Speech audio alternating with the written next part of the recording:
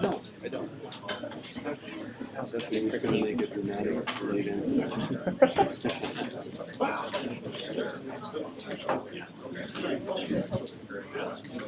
want the head? No, you sit there. You sit. This is a King Arthur's round table. There is no head. There you go. Daddy, nice to meet you.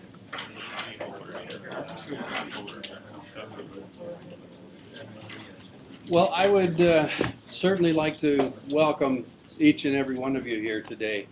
And I want to thank all of you folks who have agreed to be members of this Task Force 2.0 committee. A little bit louder, Mark. Okay, I will do that, Sheila. Thank you.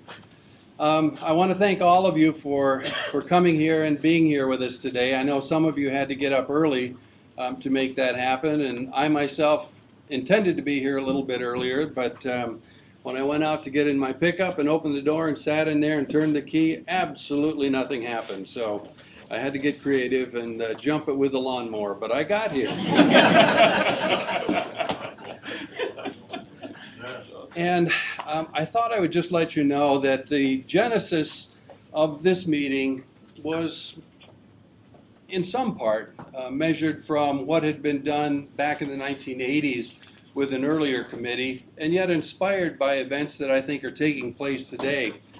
As much as, last fall, I think it was, Ray, when we had the dairy summit that we pulled together, we were feeling that there were some rifts, some currents that were shaping the dairy industry in ways that were both unusual and maybe a little bit difficult, and perhaps we could get out in front of it. And I kind of raised the specter of, is it time for a Task Force 2.0? And to my shock, the president of the UW system and the secretary of DATCP said, yeah, I think we should, and asked the governor if indeed we could convene that committee, and we're here today for that. I would also let you know that I praise the Dairy Committee because we have had a lot of people who were nominated either by other folks or self-nominated to serve on this committee. We pared it down to a mere 31 people, and around this table today we have those folks. We have a broad representation of people. We will get to know one another just a little bit later.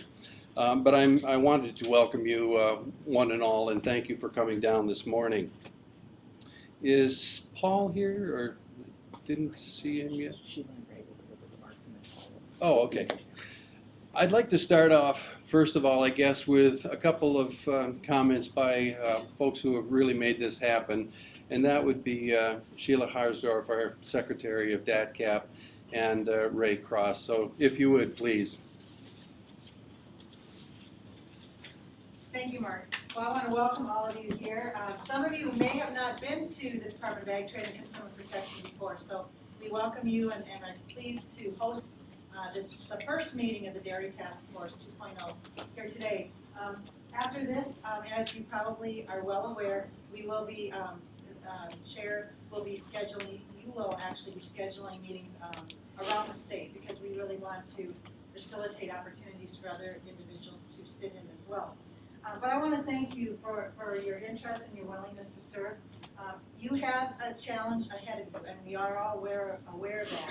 For all of us involved in the dairy industry, we recognize the challenges are great. We worked really hard to develop a task force that was reflective of the very diverse industry, and that was not only geographically represented, but represented well from different size operations, different size processors, and of course others in the industry like lenders and other organizations. And I'm pleased with, because that is so very important, because if the recommendations that you come up with have any validity, it starts with having a task force that is well representative of the dairy industry that we have here in Wisconsin. You know that agriculture is one of the major industries in our state, and the dairy industry makes up about half of that economic impact of agriculture. We are America's dairyland, and that's what your mission is, basically to make recommendations on what we need to do as a state to maintain our leading status as a dairy state. And so we also recognize the importance of transparency. And you're going to have a brief overview of the importance of anything that you say here, any documents that are provided. We are state government, and those are subject to open records. And so it's important that you are well aware of that. The binders that you have before you are yours to keep. They are there to, you can organize them as you so choose. And so feel free to use those and to keep notes as you so wish. We also want to, while Mark touched on, there was a great deal of interest of people who wanted to serve on this task force. We felt there was a limit to how big you could make the group, and so 31 is a sizable number. Mark mentioned the task force back in the late 80s. That was a similar size, so we believe it's very workable, and we relied on Dr. Bob Kropp, who we all know, to reinforce that, which he led that in the late 80s. But we also want to welcome other comments and other input from people who weren't able to either serve on the task force or who aren't able to be at the meetings. And so please feel free to share that. They can go to dairytaskforce.wi.gov, and that will lead them to our website, or they can come to the DATCP website, and I think you have a link on the UW website as well. And so we want to encourage those comments and that feedback as you proceed through the process. I want to thank President Ray Cross for the opportunity our department has to work with the UW system on this effort, and I'm really pleased that Dr. Mark Stevenson has agreed to chair it. Thank you, Mark. We really appreciate it. You have been a long time passionate about the dairy industry, and your knowledge and expertise will be valuable on this.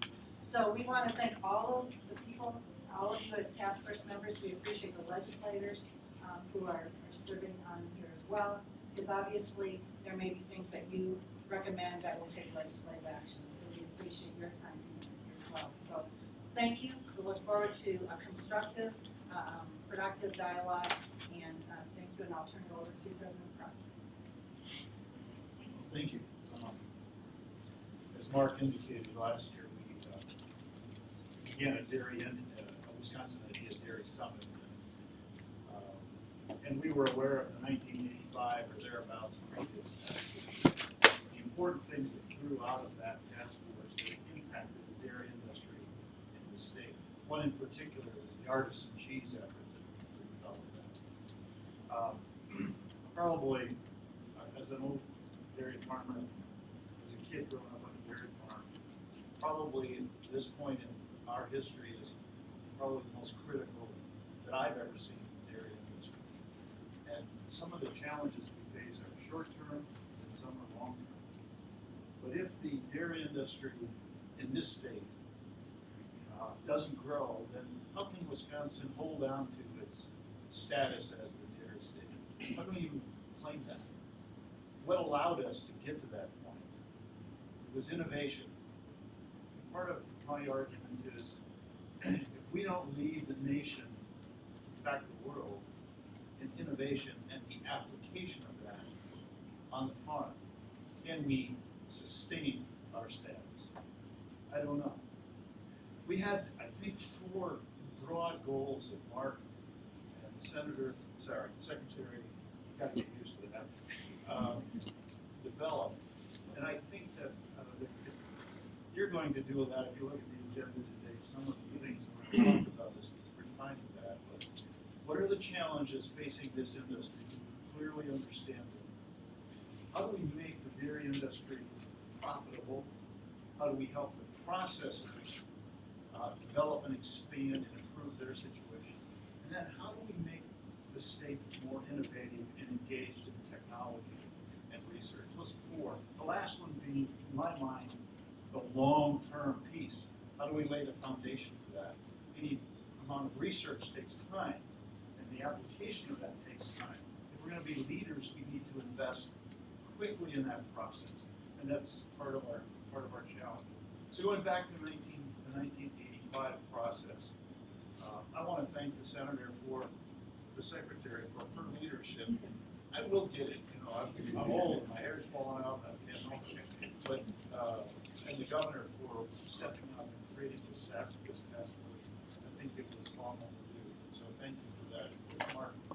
And I knew Mark when he was in New York. He used to say there are only 3 people in the country that knew how milk was priced, and he was one of them. So always appreciated it. Thank you very much. This is really important work. The senator alluded to the economic impact, but this is Wisconsin. This is the heart and soul of this state. If we abandon dairy, or we're indifferent for the future of dairy, we will have failed our families and our descendants, those kids that are just coming into the state at this point. So this is a really important thing to do. Thank you. Thank you, I appreciate that. We're going to move on just a little bit to laying some of the ground rules for what open meetings law really means to us on the members of the committee. And I'm wondering if Paul would be willing to outline that for us. Well, great. Thank you all, and welcome. Welcome to DATCP. My name is Paul Dudinsky. I serve as the Chief Legal Counsel here for the department. Thank you all. Welcome. And I'll tell you, it's such hard work between Mark and Neil and also Secretary Harsdorf and Keith Rip just to get today's room set up and get you all going with your materials. And I'm going to ask that you take a look at your book, and a few pages in, what we've done is really just prepared a one-pager for you. Should be on the 3rd page or so, and it says open meetings and open records. And my big 3-ring binder is sitting over there on the side. It's about 4 or 5 inches thick with all the law regarding open meetings and open records in the state of Wisconsin. So we boiled it all down for you in 1 page. But I think it's something pretty important for all of us to be aware of, because serving here is not only a voluntary endeavor. It is not just you making a contribution. What Secretary Harsdorf said was that, you know, this is the governor's initiative. And because the governor has spoken and said, this is what I want, and has directed it, he's made this topic his business. He's made it the state of Wisconsin's business. And for that very reason, all of us, when we walk into this room, we kind of put on that government hat. So besides all the good work that you are all doing out there in the world, when you walk in here, I think you have an additional responsibility, and the law indicates you do. And so what is it basically? First of all, open meetings. Like Sheila mentioned, we will record these meetings down here. Anyone in the state of Wisconsin has access to the meeting. We will also prepare these agendas. We will prepare the materials. Somebody from the media may contact us and want to know what you said. What was your contribution? And ultimately, like Ray mentioned, you may come up with a variety of different recommendations at the end of the day. And people may want to know how you arrived at those decisions. And citizens have a right to that. That's what the law says. So we will give public notices. Now, you may find yourselves perhaps on a subcommittee in the future. And in that process, you'll meet with the other committee members. Sometimes you might meet by telephone. Sometimes you might meet in person. Whatever the case may be, what we will do is we will also, for your subcommittee meetings, provide public access. Now, that may mean that we will be a part of the telephone call, and we'll have a conference room here available at DATCP. But we want to ensure that wherever you are out in the state, that citizens do have that public access. What you're doing is very important. It's government business. It's It's the business, obviously, main business of this department, and your leadership, your leadership is going to be important to people. And so we want to just kind of underline it. So you'll notice I just wrote public notice, public access, we'll allow that. And also I mentioned the telephone conference and even the agenda items. So what will happen is the state of Wisconsin has a website where all of government meetings get sent to. And we will do that. Neil Klein will be the point person for that. And he will make sure that any one of our meetings here or any of our meetings out in the state, that people have that access. So he'll make sure that gets done on your behalf.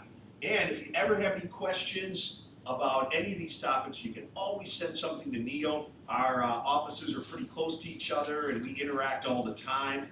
We'd be happy to answer any of your questions, especially if you're chairing a subcommittee and you have any issues. Open records, as you'll know, what does it include? Well, it includes here all of our agendas and our minutes and our things of that nature to document out what exactly we're doing. And again, very important for you to know that all persons are entitled to that greatest possible information regarding the affairs of government. So I hope today that kind of crystallizes for you that even though you may have thought, well, coming in here is a voluntary endeavor, we take this, what you're doing with just, you're going to have a lot of credibility. That's why you're here at the table. And what you come out of this for the state, we want to make sure that all citizens have access. You may be wondering, well, what do I do if somebody finds out I'm serving in this capacity and they approach me?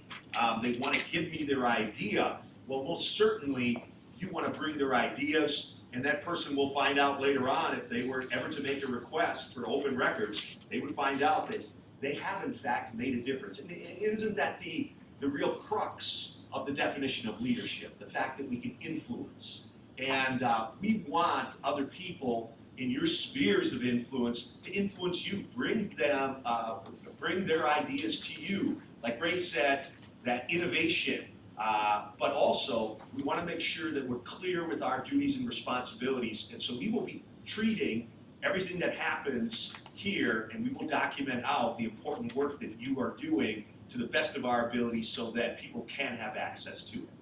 So I hope that answers your questions. If you have any more at any time, don't hesitate to reach out to us and contact. And of course, Neil will be your point of contact. Otherwise, obviously, you can contact Mark as well.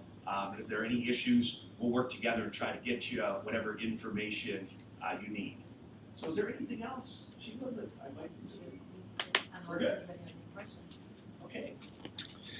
Thank you, Paul. I appreciate it.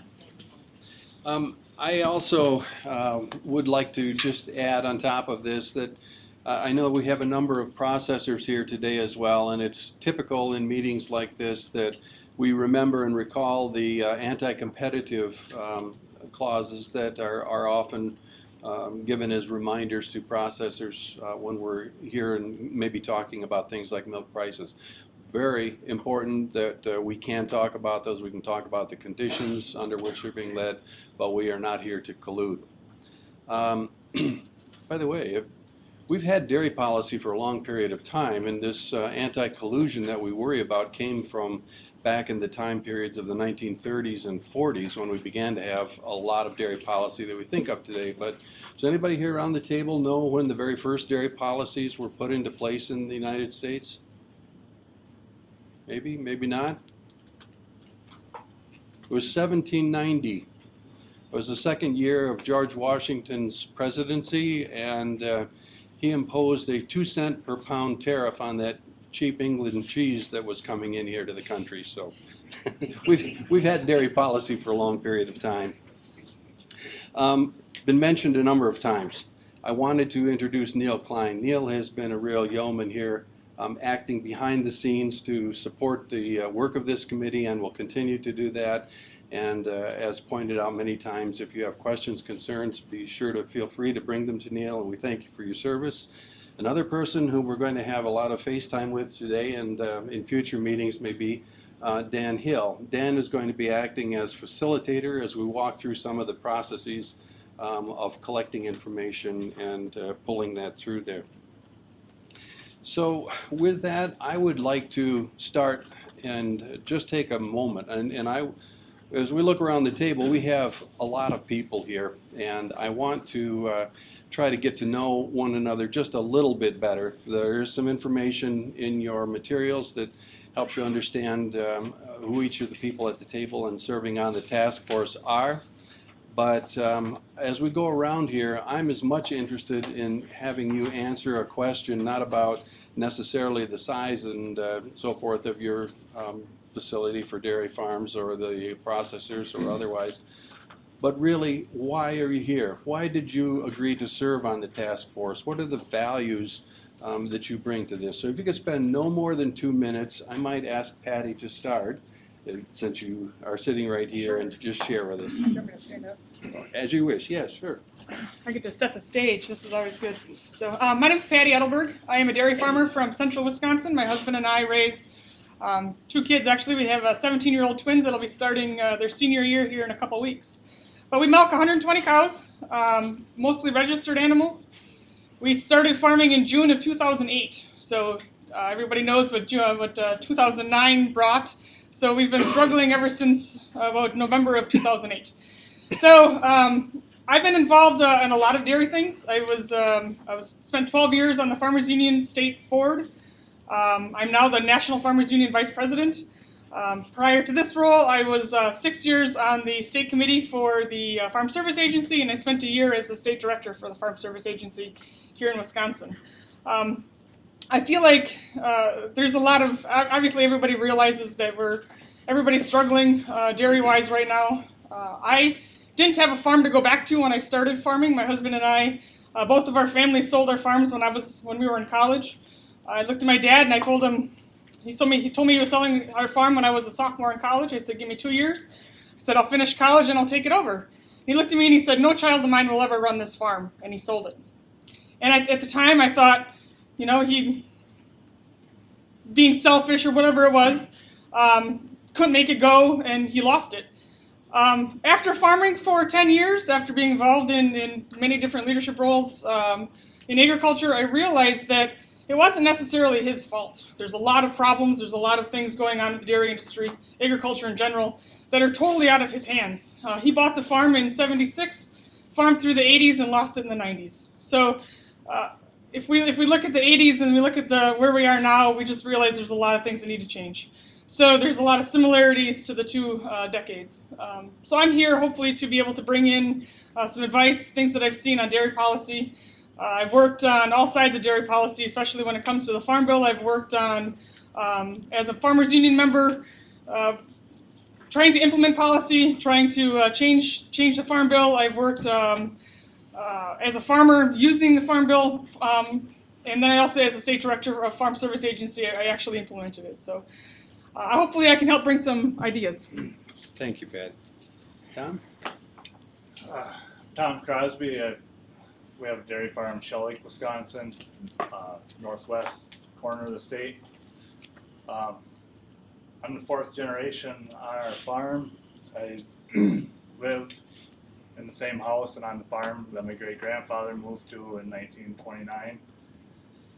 And I farm with my brother as well. We milk 110 cows. We also do a lot of cash crop and we raise all of our own steers as well as finish additional steers that we purchase as feeders. The reason I'm here is as I said, I'm the 4th generation on our farm.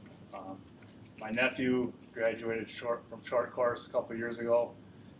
He wants to be on the farm, and I have younger kids. My oldest is 11, and I guess frankly I'm quite worried that of ourselves making it, for one, but my nephew desperately wants to farm, and I want him to have a farm. I want him to take over the farm if he wants, but I don't want to sell him something into an industry that's setting him up to fail, and that's why I'm here. want to make a difference.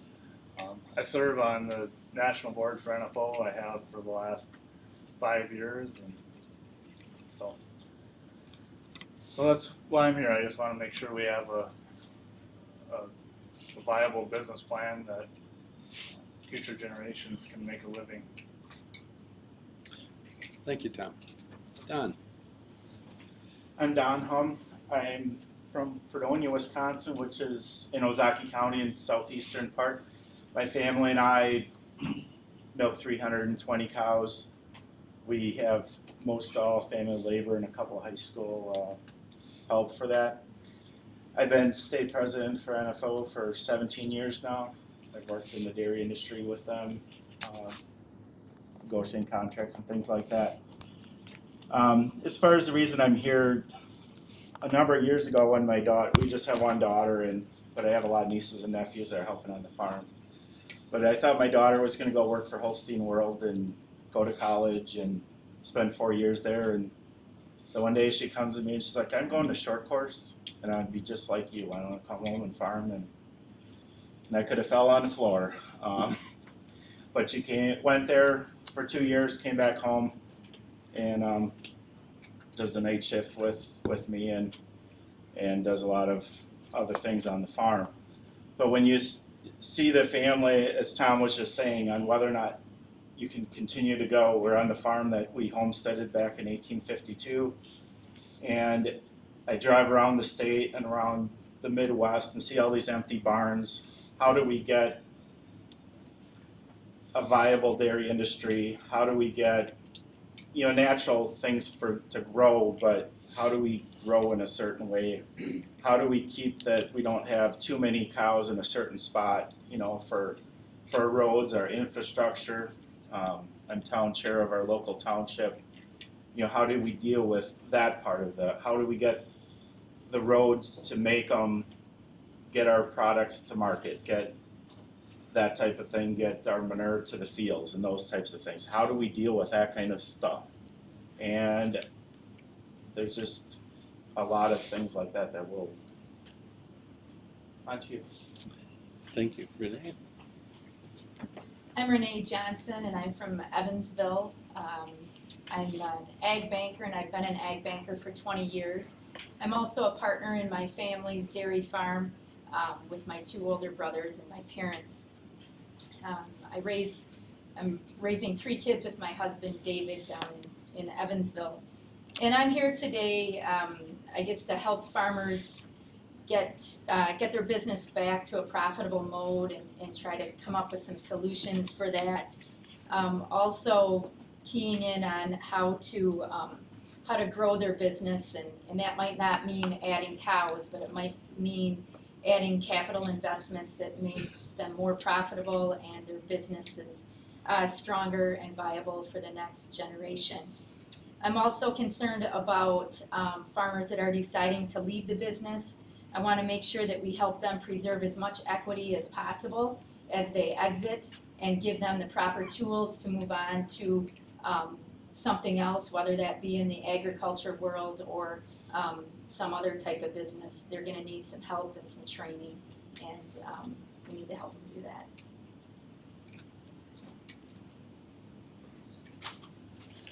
Good morning, everybody. I'm Ryan Klusendorf. I grew up in Waukesha County, which was the cow capital of Wisconsin at the time, back in the day, not anymore.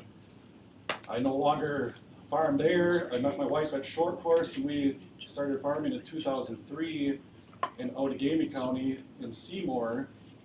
And in April of 2003, if anybody recalls what the price of milk was then, was $9.10 a hundredweight, I believe.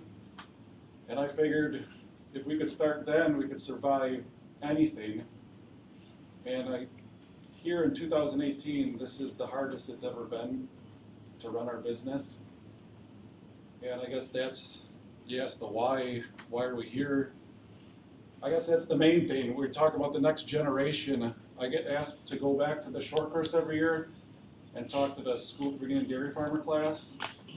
And I talk about business planning. And if our dairy industry, the economy of that isn't going to be viable, what's the point of talking to that next generation anymore. So I think it's great we got this task force here to come up with the ideas how we continue to strengthen that. And I also have 3 sons, and I want to give them the opportunity to farm too if they want. I mean, it's totally up to them. They're not going to be pushed into doing it. But I don't want to be the last generation of Klusendorfs to be a dairy farmer. So thanks, everybody, and hopefully we can come up with great ideas. Shelley? Good morning, Shelley Meyer. My husband and I dairy near Slinger. We're on his family's farmstead, and I have the opportunity and privilege to serve as the executive director with the Professional Dairy Producers of Wisconsin.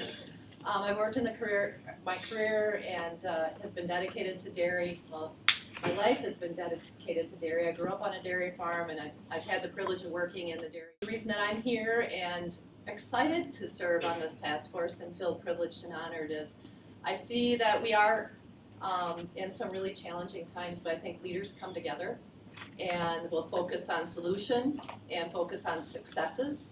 I'm very excited to hear our president of our university system, as well as our leadership, Sheila, Secretary Harsdorf, talk about the future. And I believe that as I've seen the industry unfold over the last 30 years, we talked about America's Dairyland all the way through. I remember regional battles with regional milk pricing and thinking of us as a state, and then as how our industry has turned into a national industry, and now it's a global business, a global industry.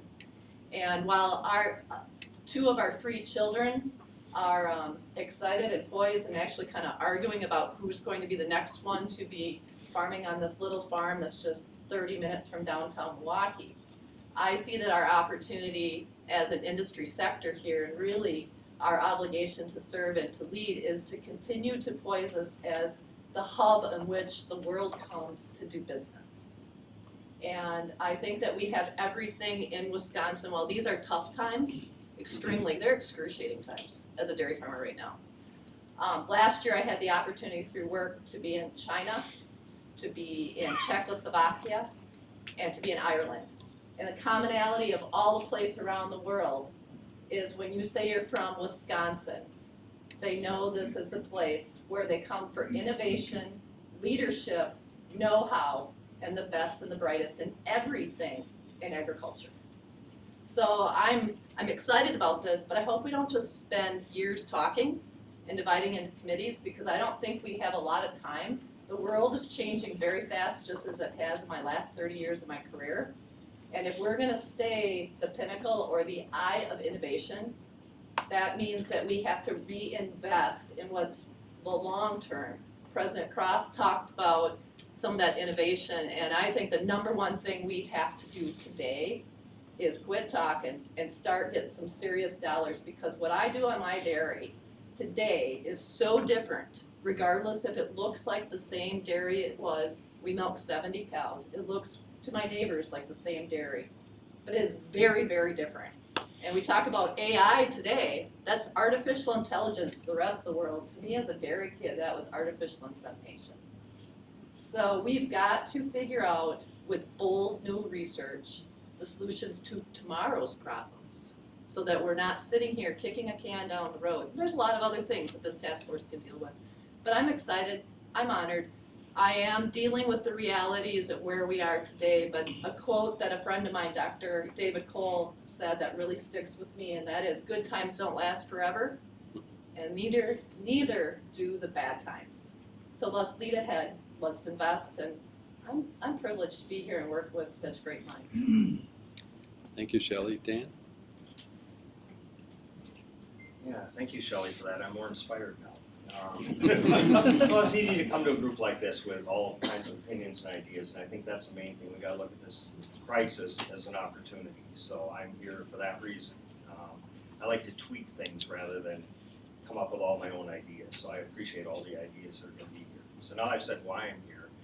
I'm Dan Pearson. I dairy farm up by River Falls, Wisconsin, with my wife, and there's some family members involved, and we've taken in a long-time full-time hired man to be part of the operation, and I see him where we were 30 years ago and the struggles that he's having versus where I am at 60 plus years old. and makes a difference where you're at in that. We started out as a very conventional high production herd. We went to grazing in the 80s to try to stay alive, and then finally to organic, and now to grass-fed organic, and we just always trying to make changes, always trying to look ahead. Our production has dropped through that time, but the only reason I say that is that it's all about looking at where you're at and looking where that next spot is, and then our job then is to making those next spots, those opportunities for farmers, and the opportunities for new people to get in. You know, if we just keep getting older, we have to make opportunity for new people to come in, take over the farm, and I think there's ways to do that, and I think we've got a lot of good people here, so I'm hoping that we can come up with some good ideas to do that. Thank you. Thank you, Dan. Paul? Thanks. My name is Paul Sharfman. I'm honored to be a member of this group. For the past 27 years, I've owned and operated a small cheese company called the Specialty Cheese Company. Good news, bad news.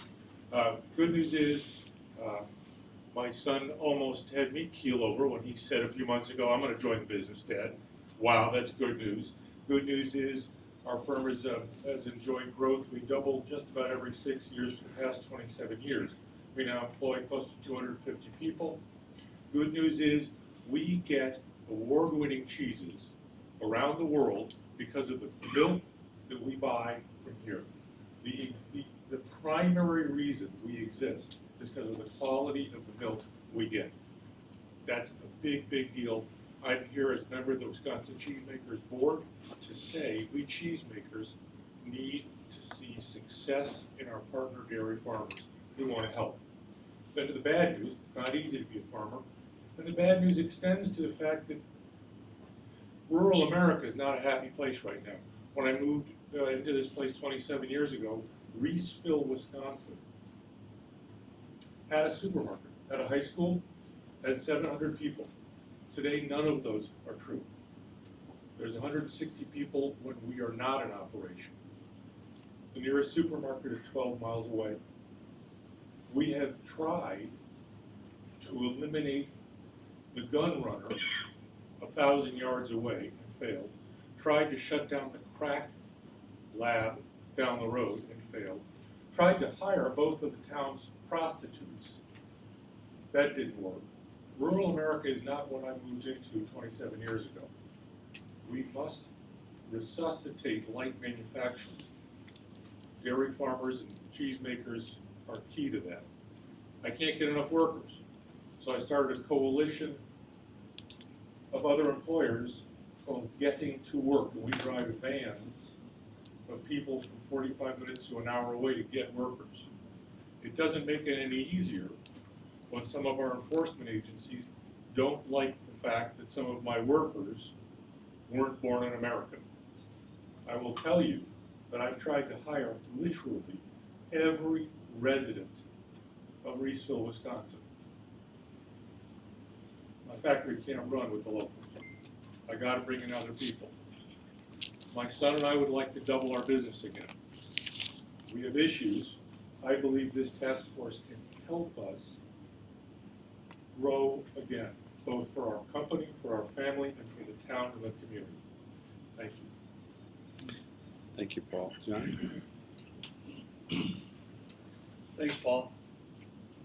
My name's John Schmidt. I've been in the dairy industry in the state of Wisconsin for just about 30 years.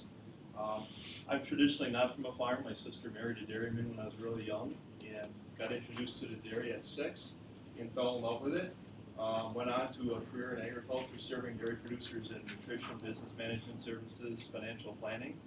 And so in the 30 years I've been involved, seen a lot of things change, seen a lot of people struggle, seen a lot of people have success. I'm humbled and honored to be here today and to be nominated to be on this committee. And I'm here because the dairy industry has supported me and my family for 30 years, and this is my chance to give back, to support them and help them in any aspect possible, and to bring forth ideas and innovation that might help support the industry. And on a side note, when I was in college, I milked Sheila's cows.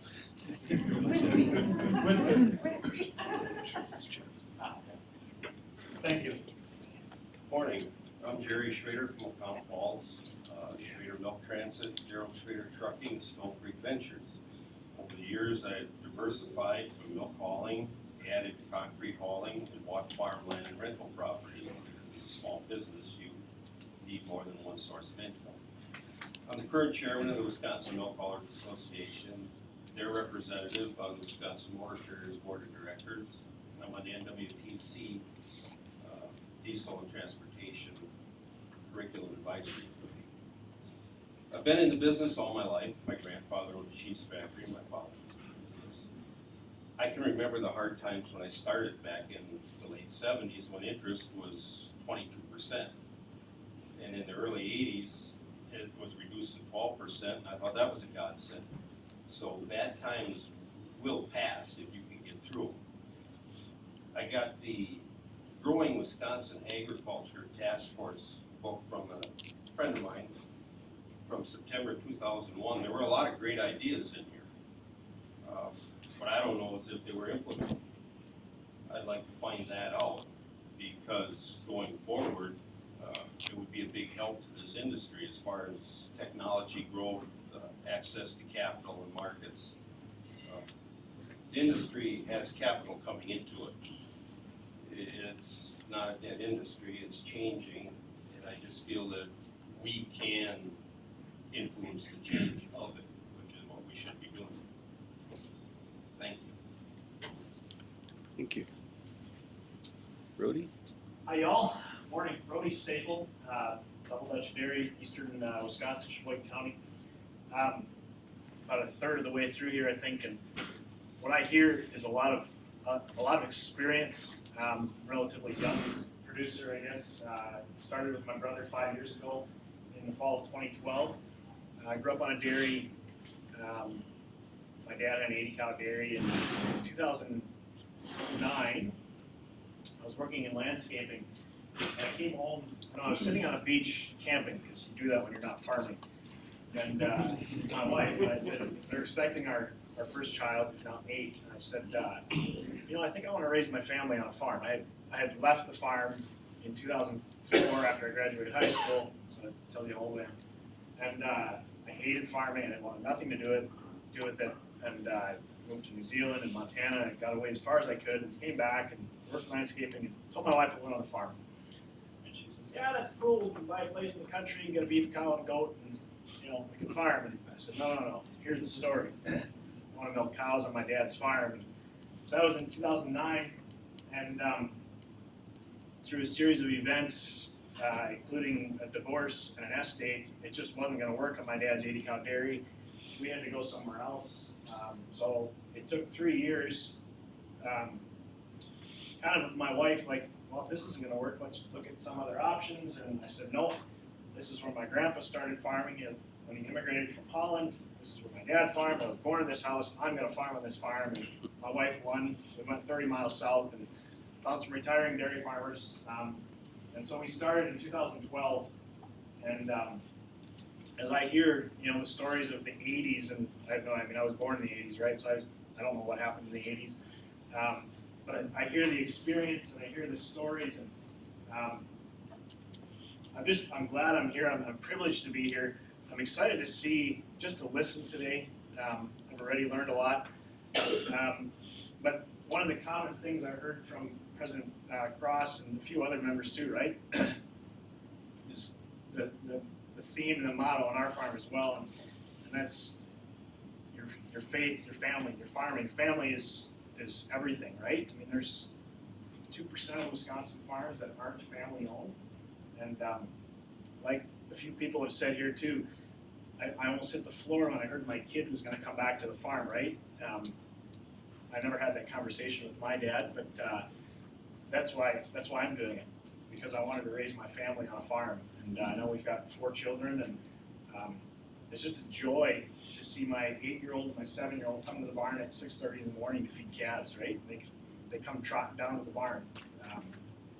And I, as a young producer, I've been in it for 5 years. And I don't know what else I would do. The conversation I've had, I farm with my brother and my dad now, but we've had that conversation.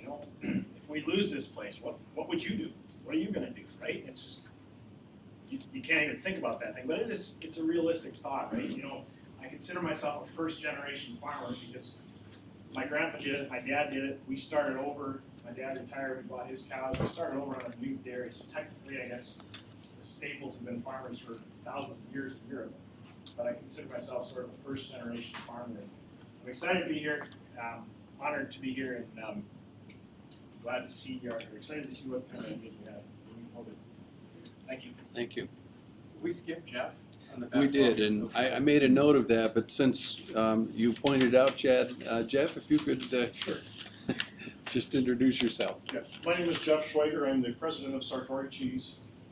We buy 100% of the milk from 130 family farms every day here in Wisconsin. Wisconsin is dairy, Wisconsin is cheese. 90% of the milk goes into cheese. Getting this group together, I think, is critically important for the future. I mean, you've heard a lot from the dairy farmers already. We'll hear more, I'm sure. But to continue having family dairy farms in this state is incredibly important. Without them, we don't have a business. And most of the other processes are like that as well. Policy needs to be evaluated, looked at, so that we have a sustainable dairy farm business for the future. That's why I'm here, that's why I want to be involved. It's not just, you've heard multi-generational stories here. We're not doing it for today, we're doing it for generations to come. But it's critical. I mean, we're in a time period right now where we need policy action short term as well as long term. I'd encourage we look at what we can do short term to really have a positive impact. Thank you, Jeff. Chad, as we go back here, let's try to also make sure that we keep it a little bit tight too, because we've got business of the day. We do want to get around through everybody, of course, and we will, but if you would, then Chad, please. I'll do my best to set us off on a brief message here. So I'm Chad Henson. I'm the current CEO of Dairy Farmers of Wisconsin, what used to be the Wisconsin Milk Marketing Board. And I'm here, hey, thank you for allowing me to be on the board, on the task force. But this is why I came to work for Dairy Farmers of Wisconsin. I've spent 30 years working in corporate industry, so I think the reason that the thing that I'm going to be able to help with here is I've created strategies in multiple businesses, multi-billion-dollar businesses in the U.S. I've built strategies for companies, Miller Brewing Company. I ran Asia Pacific, so putting together strategies for how do you get into China, how do you enter Japan, Indonesia, all these different places. I got a taste of dairy when I actually worked with Jeff and Jim Sartori. And I spent 7 years there helping them on their strategic side as well as marketing and branding. And that's really, that's why I came here. I came here to help the farmers. I had a lot of different ways to go, but when the opportunity came to step into the Milk Marketing Board of Dairy Farmers of Wisconsin to help the farmers and to help make sure that Wisconsin remains the world leader in dairy, that's why I'm here. So I appreciate the opportunity. Hope I can help. Thank you. Darren? Darren Van president of the Wisconsin Farmers Union, 50-year-old dairy farmer that's been farming since the day I was born, basically. Mom and Dad put me on the bus kicking and screaming at age 5 because I wanted to stay home and work rather than go to school. I didn't think it was worth it. Just lost that battle. And that brings us to today. We currently have a 50-cow organic dairy farm in Westby, Wisconsin. My son, who's the 4th generation on the farm, is in the process of buying cattle machinery, and hopefully in 8 years that debt will be repaid, and then he can buy the land from me, and I'll be out of the business and move on to retirement maybe at that point in time. But it's I guess the reason I'm here is, it's in my blood. I believe in dairy 100%. The late 80s, early 90s milk crisis sent my parents off the farm, and in the mid 90s, then we've seen another price dip again, and then I got involved in the politics of everything. Worked with Steve Gunderson a little bit on pricing issues then. Was on the Governor Tommy Thompson's cheese price task force in 96, 97. Not a lot came of that, but issues were certainly brought forward. I think the dairy industry today is a lot different than it was in the 80s. Back in the 80s here in Wisconsin, we were probably in the mid 80s as far as capacity in the processing sector.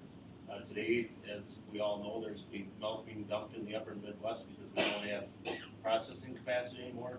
So I think that's kind of the challenge that we're gonna be facing in this group is how do we either develop new products or find a way to make sure that we have the capacity to take the milk off the farms and make use of it, because I've said it a few times already, I think we've efficiencyed our way out of business in Wisconsin, kind of. You know, as dairy farmers, we know how to produce milk and we're doing a good job at it.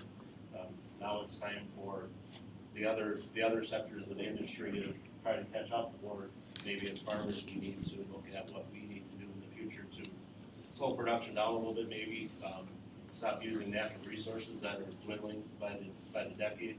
You know, there's all kinds of things that we need to take a look at. So I guess that's why I want to be a part of the process.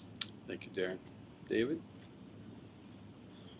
David Ward, I work with Cooperative Network, or trade association that deals with cooperatives in Wisconsin, and so I'm kind of the bridge between the dairy farmers and the processors, so that's one of the things I bring to the table. Been involved in the dairy industry my entire life, born and raised on a dairy farm that dates in our family. We still live there on a dairy farm, dates back to 1844. So we've been, I guess my son always says we've been here longer than Wisconsin's been here.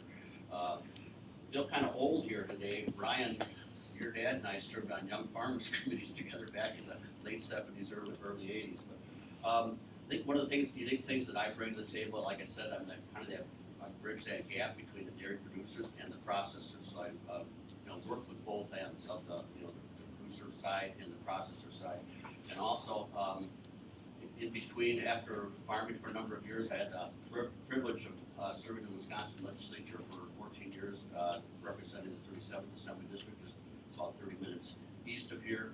And so I understand the policy side of it. So there's some things that we're going to be discussing that may take some policy making by either state or federal legislators. I think I understand how that gets done, along with the gentleman sitting at the end of the table, or gentleman and lady sitting at the end of the table. But I understand how that gets done. And looking back at some of the things that the first task force did, some of those required legislative work, and I was involved in some of that. So it's good to see we're taking another look at that. Hopefully we'll make some good recommendations. Thank you, Dave. Hi, I'm Amy Petterman. My husband, Sandra, and I dairy farm in Thorpe, Wisconsin, which is in Clark County. We have an 850 cow dairy. I grew up in Pierce County, Elmwood, Wisconsin, and I was of the generation, my dad milked cows when I was young. He was in the buyout in the mid-80s. So when our cows left, when I was around 10 years old, I remember the day when they had to come in and brand all of our cows and they all had to go to slaughter. So I started out on dairy, and dairy was in my blood. Then we had beef cows. When I met my husband, he's an immigrant from the Netherlands. That's where we're Dutch dairy. Brody is double Dutch dairy. So we didn't know each other, and now it's pretty cool to meet the other Dutch dairy. But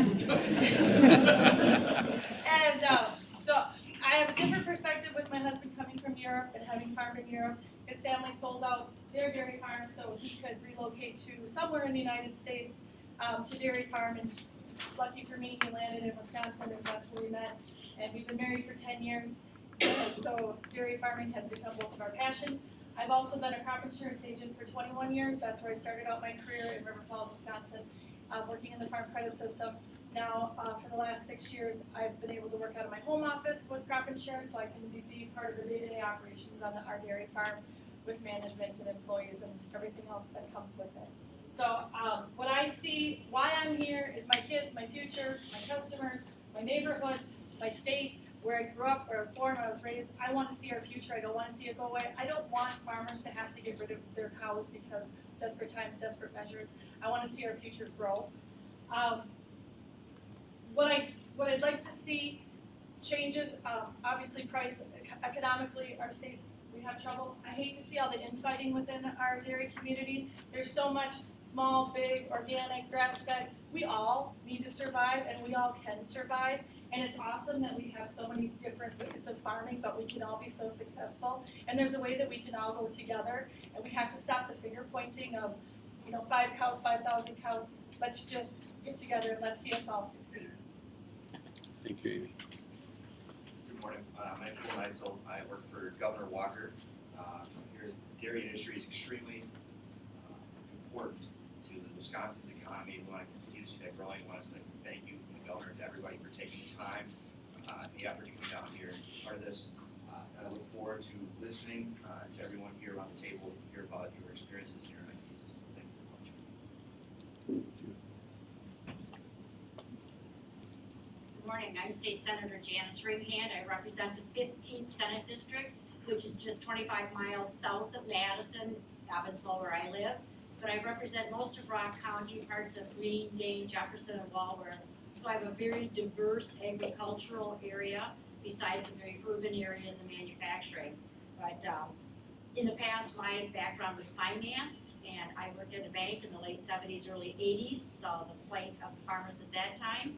I worked as a head bookkeeper at our farmers cooperative, which is now part of Landmark, for about 5 years as their head bookkeeper, saw a lot of what was going on in ag then. And then I worked for 17 years with my brother-in-law in a meat processing plant. So I've seen all areas of agriculture, although I've never been a farmer. But I've seen it inside and out. So I'm very happy to be here. I hear all the issues in my district. I have very small farmers, CSAs, natural farmers, huge dairy farms, 5,800 cows on one of them.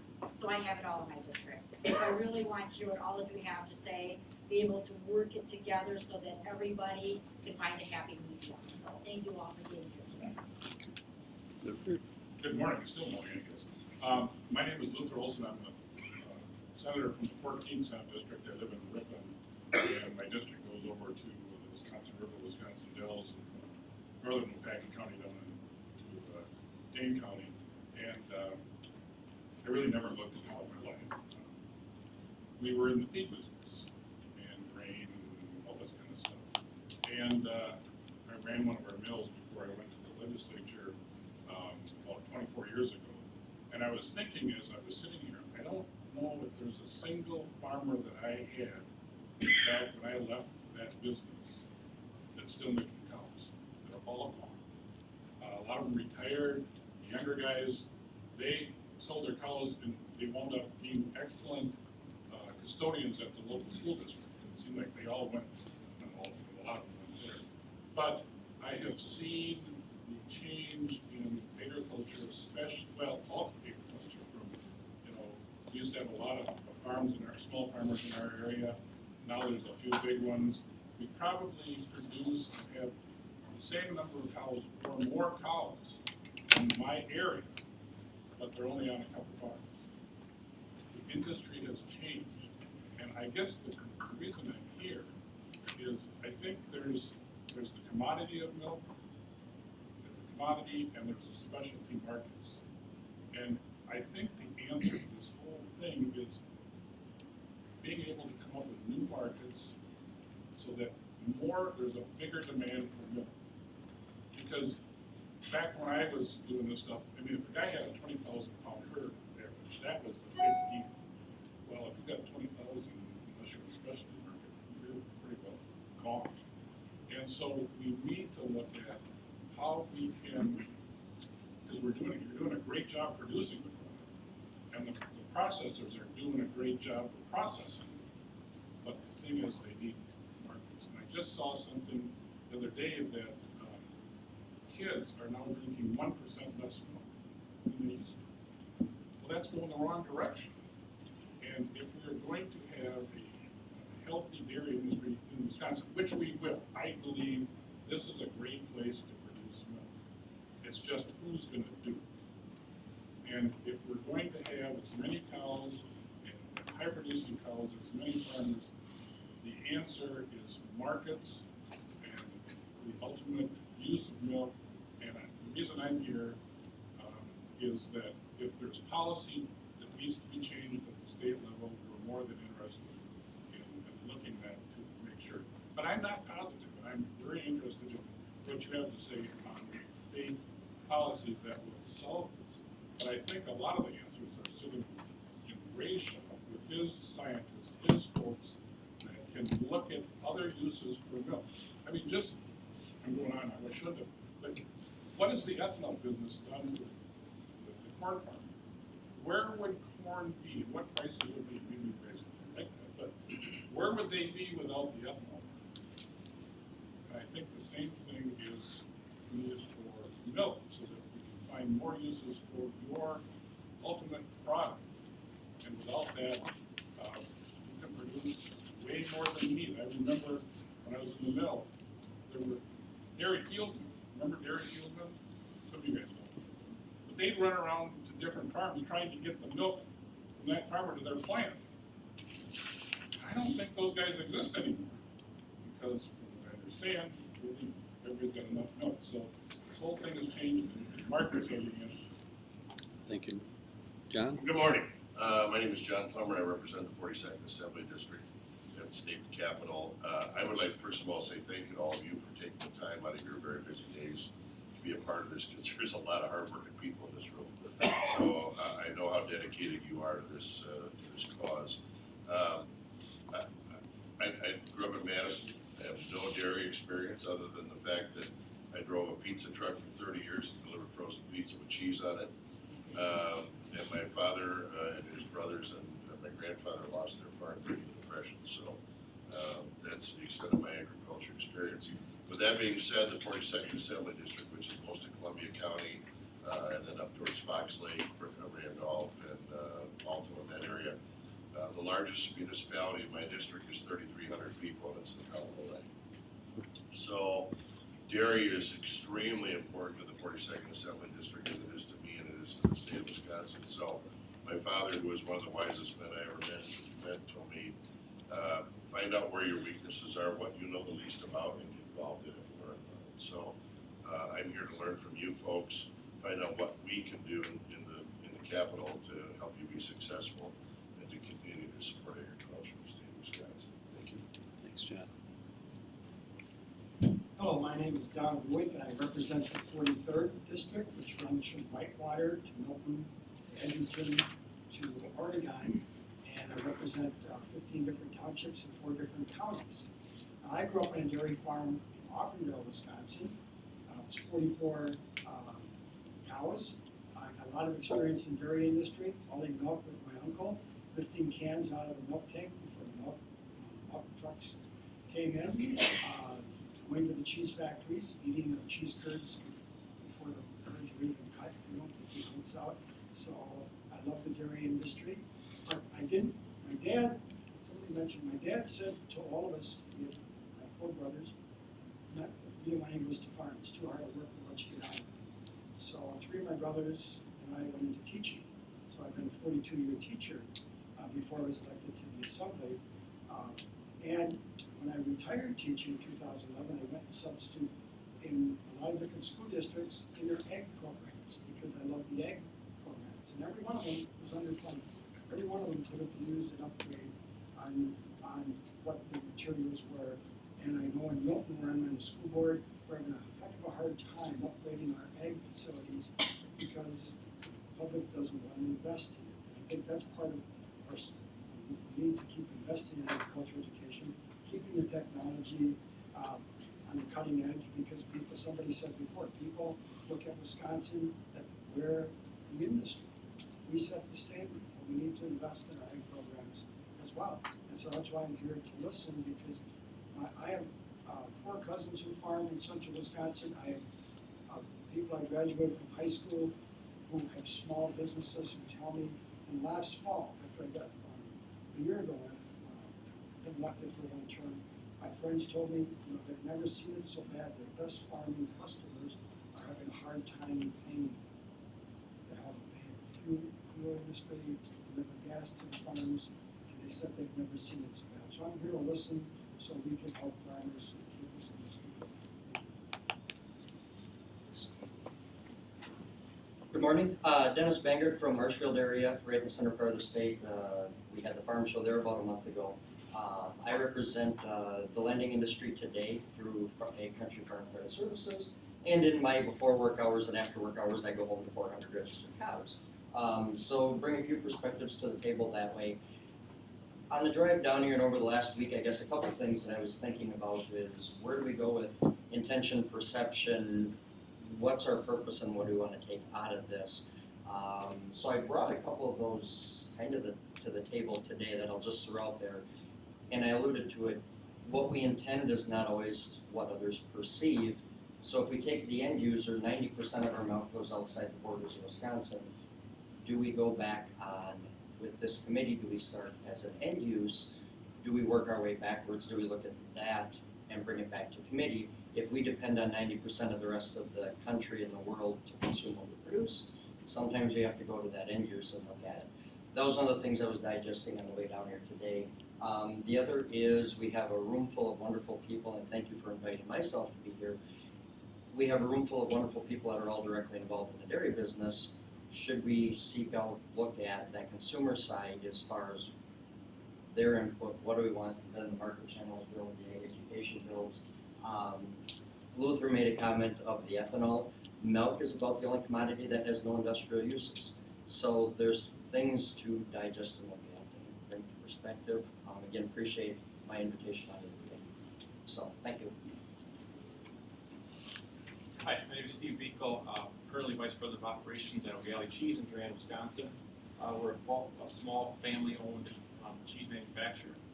I guess part of my background is my grandfather was a dairy farmer, so I kind of grew up there, and my uncle was a dairy farmer, my dad was a milk hauler. And so I've been around for a long time until I married into cheese in the year 2000. And I've been in O'Galley since then. So I don't have a ton of experience that some of the individuals do, and maybe I just wasn't paying attention, but to me it feels different now. I've been through a few cycles, downturn, but this one really feels different to me. And you know, with my background and growing up on the farm, you know, I had the opportunity to milk cows through high school. It was a way for me to, you know, learn a lot more than I think I realized what I was learning at the time, which was great. So from that perspective, you know, I want to see dairy farms continue to be successful. From a business standpoint, I look at our producers that we have. We have 45 producers now. When I look at them, you know, there's not a ton of their little succession plans in place. So I think it's a changing environment. We're looking at, you know, adding some additional capacity to our plant, and we've gone and talked to a few of our producers to see if they'd be interested in expanding. And you know, it's unfortunate that there are hurdles in place that, you know, they're not even interested in. And that's kind of one of the reasons why I'm here. I've heard a lot of great ideas already. I think it's pretty exciting. You know, one of the things that Amy talked about was inner fighting with the small versus large producers. In our area, we have a lot of that going on right now. You know, on Facebook, social media, you see it all the time, and I think that's, you know, definitely something that's detrimental to all dairy, not just, you know, the sides that they're trying to pick back and forth. So, just excited to be here. Hopefully, I can add some value. I look forward to it. Thanks.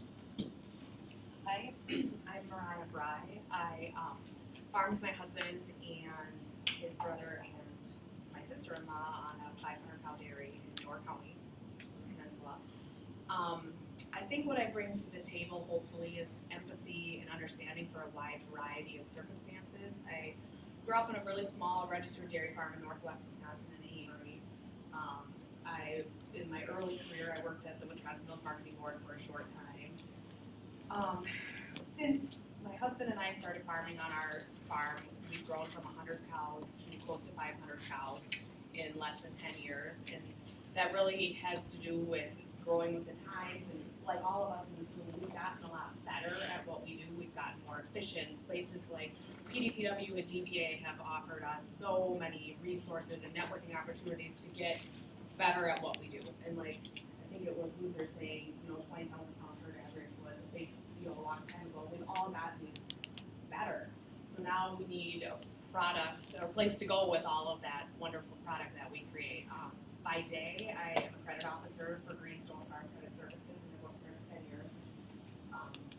With America's Dennis and Renee. So I echo what Renee said about, you know, some of us need to preserve our equity, and there's lots of like really emotional things that we deal with day to day on the credit side that nobody wants to deal with, and it's hard. And part of my portfolio is Michigan, and so I kind of feel like I bring a perspective. They're kind of farther down the slippery slope of too much supply, not enough milk income. The money they're getting for their milk checks is significantly less than what we are getting. And I don't wanna see Wisconsin go there because I deal with that on a day-to-day basis at work and it's heartbreaking. So I hope that I can offer some perspective from a wide variety of areas. That's it. Thank you, Mariah. Hello, I'm Andy Buttles. I farmed out by Lancaster, Wisconsin with my wife Lynn and our 2 daughters. I guess I grew up over in Racine County, and like many, started at 40,000 herd over there. I graduated from Madison here and just didn't have the opportunity to grow there, so that's what took us to Lancaster. So we moved that direction just for more opportunity for the future.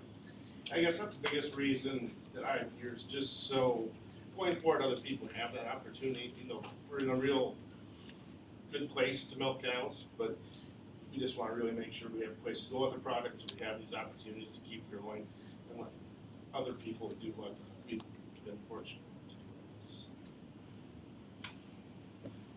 Good morning. I'm Rob Byrne.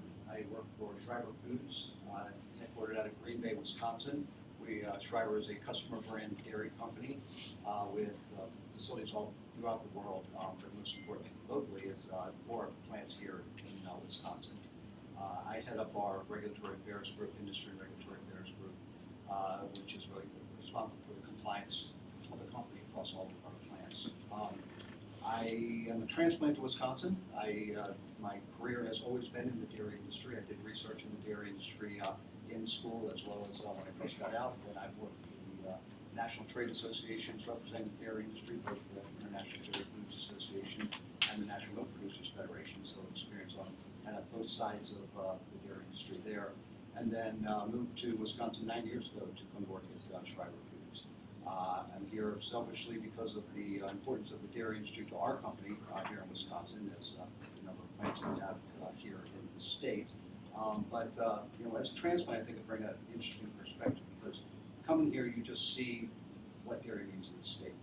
And you hear how people say it, the importance of this, you know, America's dairy land. And if you really look at it as an outsider looking in, the number of jobs it brings to the state, the economic impact on the state, it's all just so important, and we need to see that enhanced, not heading in the direction it's been heading for too many years. So that's why I'm here, and I look forward to working with all of you. Thanks, Rob. Good morning, I'm Dave Daniels. I'm from Union Grove, Wisconsin. In 1997, I formed a partnership with 2 of my neighbors, became Mighty Grand Dairy, and we've built that dairy to about 575 dairy cows. Right now, one of the partners is retired. We're trying to bring that next generation back into the farming sector. They want to become a dairy farm, but we do have some challenges with the amount of capital that this farm entity has already at this point in time, and how can they work themselves into that and working with lending institutions and everything else. I've also been able to be exposed to U.S. Dairy Export Council. We've had challenges the last few years, and I think as has been brought up again, challenges are opportunities. So looking at what the export market has done for us in the last few years is beneficial. I'm hoping that I can bring those values of those export markets to this committee and this task force. Another thing is we have the Center for Dairy Research in Wisconsin, and it's been brought up a couple of times that we need to look at what research can do. Can there be partnerships built? Can the dairy science and the food science departments look at each other and say, how can this amazing dairy cow, what can we do to feed her? What can she give us as milk? And how can we expand more dollars into milk checks for dairy farmers? So I hope I can bring some of that thought process into this task force, and I really do feel this is a great opportunity. Good morning, Mike DeLong with First Bank of Baldwin up in Northwest Wisconsin. I'm an 18-year veteran as an egg lender. I guess why am I here? Pretty much grew up on a dairy farm. A lot of the people I'm involved with are dairy farmers, friends, family, co-workers. The industry is challenged right now, and so my egg lending experience, I feel like it could bring some validity and help to this committee. You know, I want to be able to support those guys. Right now, I kind of feel like I'm a counselor some days, working through a lot of challenges out there. And so it's a chunk of our bank, it's a chunk of our community, and I just feel like it would be a good help to help you guys. I'm Beth Wells. I work as the Director of Farm Milk Management at Organic Valley. I've been involved in dairy since I was a child. I didn't grow up on a dairy farm, but my uncle owns the family dairy, and I married into a dairy farming family. So it's very close to my heart, and I guess that's why I'm here. My two main passions are agriculture and education, and so I think I can bring that to the group in some hopefully helpful way. But really, my goal in life, if I don't achieve anything else, is if my kids would come back to me and say they want to be dairy farmers. That would be just an awesome thing, or if they want to help farmers. And that's what I'm trying to do here. So I hope that this group I can look back on it 40 years from now and say that group really did something good. It really created some opportunities for farmers, for rural communities, for the state of Wisconsin, and for the dairy industry as a whole.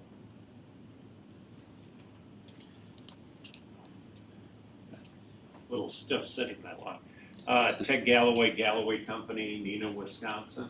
If you want to know about me, read the bio. I see a lot of familiar faces from Raw Milk, RBSD, and other campaigns, and this is another one.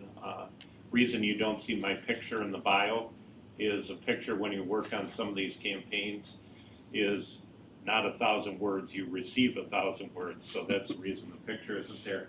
What I'm excited about this opportunity is we need farmers. That's how we process our products. That's how we lead the segments of the industry we're in, that we're in nationwide. But if we aren't smart about it, we already see what's happening in the paper industry in Wisconsin. And we need legislative help, we need regulatory help, we need scientific help. I think we can do it. I really appreciate Amy's comments. What we don't need is infighting. We as processors, we will try and help the farmer make money, but let's not fight with one another. Let's let technology rule. And the best example of that, my cousin Jeff retired about a month ago from 45 years with Galloway Company. And our cousin Todd, his brother, VP of Engineering, gave him a list of what primary equipment is still in the plant from the day Jeff joined the company in 1973. There were 7 pieces of major equipment that includes tanks. We've gone from single digits to near 100 tanks in the plant, boilers, everything else. And what we've got to do, whether it's farming or processing or marketing, we have to keep on changing with the world. Rob and I were talking on the way down. One of the new expectations that's probably going to happen in our industry, besides FSMA and all these governmental rules, is blockchain. So if you don't understand that, and I certainly don't understand it, but this is the new rules, the marching orders, the driver's license, and these are the things we're going to have to progressively move forward, or we'll be out of business. Good morning, I'm Brad Guzzi with BMO Harris Bank out of Marshfield, Wisconsin. It's obvious as we sit here and hear everybody's bio and talk, there were really some things that I thought were key. Number one, I share the passion that you all do for this industry and the people and the people who we serve and who produce high quality milk and dairy products for our families across the U.S. That's why I'm here, is that passion. That's why you're all here, is because of that passion for what we are doing. We need to lean on that passion as we work through this, as we look for solutions to an issue and issues in our industry facing us. I'm optimistic that we can do that. And that we can, I guess I'm going to steal one of Shelley's lines from the PDPW, which is, as we look to skate, and I'm a hockey fan just like Mike over here, looking to skate to where the puck is going to be, not where it's at. Looking at that outside the box solutions that can help our industry. Something that's not in my bio, just because I like to say it, is I'm a triathlete that's powered by milk. So go. Hi everyone, my name is Melissa Haig. I did not grow up on a dairy farm, but rather married into a dairy farm family, met my husband in college, and I wear a little bit of two hats. Very involved with our family's farm and watching my husband kind of take the next steps in trying to move our farm forward as we speak. We just put in 2 robots and we're starting up today milking the cows. And it's wonderful to see his renewed excitement for something exciting on the farm, and that's kind of his contribution. And I'm concerned about young farmers of our generation that want to go on and take on their family's farm and are maybe having trouble building the equity and being able to buy into the operation with dad and grandpa. So I worry very much about being able to do the generational transfers on farms. My day job, I'm a veterinarian. I work for Lodi Veterinary Care, livestock veterinarian, and so my career very much depends on farmers and farm families, and the other small businesses in our community also depend on them. So when the farmers are struggling, our business struggles as well as many other businesses. And just in the 6 short years I've been a veterinarian, watching the number of farms go out day by day by day reduces our client base, our ability to build resources to continue to help farmers. And so that's kind of why I'm here, is I'm concerned about our small businesses and the next generation of farmers coming up. Good morning, I'm Janet Clark. So I'm the last one, and I'm the one standing in between us getting something done. So I'm just going to take a few minutes and just explain why I'm here. The name of our farm is Visionaire Farms. And my dad named it Visionaire Farms because it's a vision for the future and air for family. And that is why I'm here. Family is very, very important to our farm. A lot of our labor is based on our family and what we can do. And extended from that is the small family businesses that we support in our community. So that's why I'm here. I want to make sure that we continue to have dairy farms in Wisconsin and that we are continuing to be a leader, not only in the state and amongst our United States and globally. Well, thank you, Janet. Appreciate it. Lori Wires, I'm president of North Central Technical College, representing the technical college system. Thank you for allowing me to call in. I'm still recovering from knee replacement surgery. I'm here to listen to all of you and to hopefully provide helpful solutions so that you have a skilled workforce for your future businesses. Thank you for the opportunity to be here. Thank you, Janet. Is there anybody? Did we miss anybody else by any chance? Got everyone? Okay, thank you. Actually, this is John Acola. I wasn't able to attend,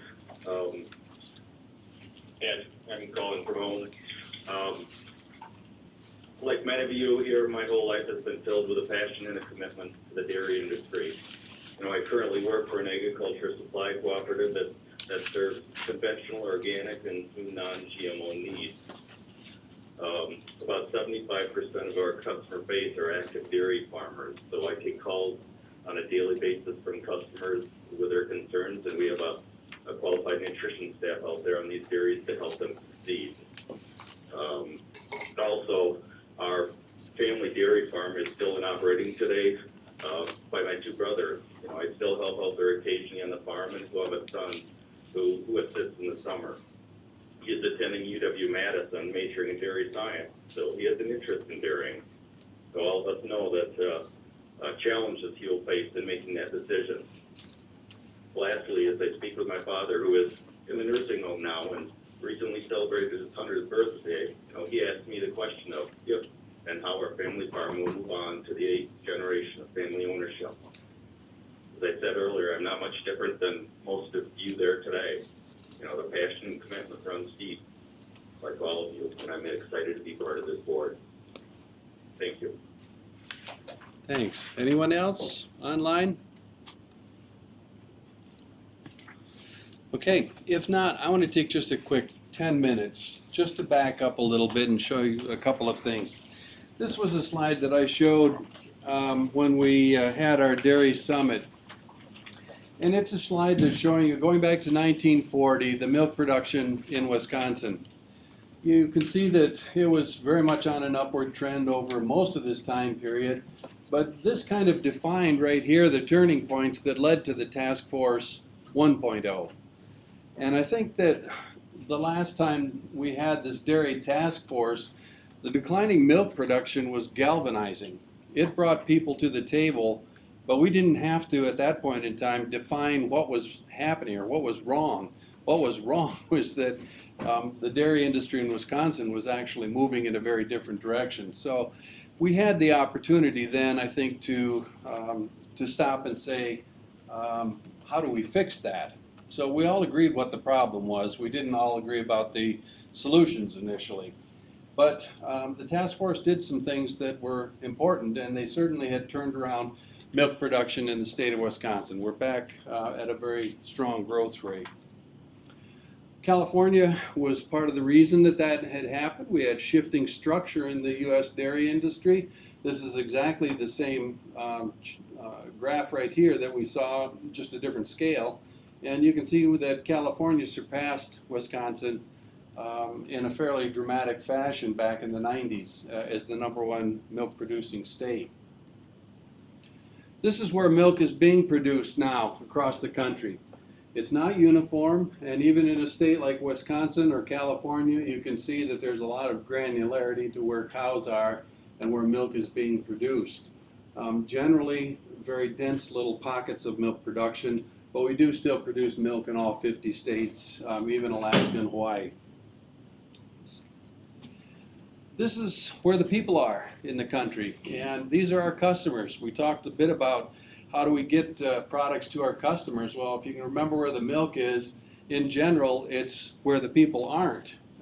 So much of the rest of the country is relatively open, and we find that our dairies are located in regions like here, or in the Central Valley in California, or in Idaho, where we don't tend to have clusters of people.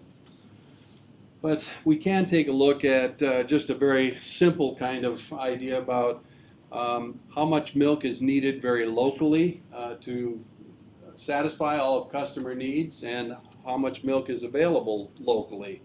And this is showing you surplus and deficit regions. These areas that are pink to red are regions where there's not enough milk being produced, and the areas that are light green to dark green are areas where we have additional milk production. So the real task of the dairy industry is to get that milk and dairy products from places where we are surplus to places where we're deficit. Who are our customers? And in general, they tend to be along that eastern seaboard or in some other pockets around the country. But we increasingly are having customers overseas as well. This is how milk production has been changing over a time period. This is a 10-year change in milk production.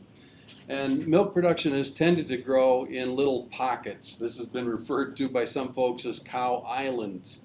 That the growth tends to be fairly concentrated in certain regions, like in western New York, or the thumb area of Michigan or central Michigan, or indeed up here in certain regions of Wisconsin. But it's also interesting in whole states that have grown dramatically in milk production, like California. They've not only had some of the strongest increases in milk productions, but also the strongest declines in milk production. So the industry continues to evolve. The other thing to point out is down here, this entire area of the southeast is deficit, and deficit by a fairly large amount, and it's becoming more deficit all the time. There are very, very few and small spots where there's actually a little bit of growth in milk production. So dairy industry is changing. If we take a look at just some bigger regions, try to aggregate those things together, this is the southeast. And the southeast was, something like 35 billion pounds of milk annually net deficit just a little more than a decade ago. And today it's more like 45 billion pounds annually net deficit. So they're becoming net deficit all the time. Increasingly, our dairy products are having to move longer distances to satisfy that area. The Northeast has been net deficit, but fairly stable. They've grown in milk production as well as population. They're about 9 billion pounds of milk net deficit. Here is the far west. They had been surplus by quite a large amount, about 30 billion pounds. More recently, they've declined a bit. This is the upper Midwest, where we are. We've been increasing and increasingly surplus. So as the milk production has grown relative to our local needs, we're having to look for our customers down in these regions. And we're moving product farther than ever before.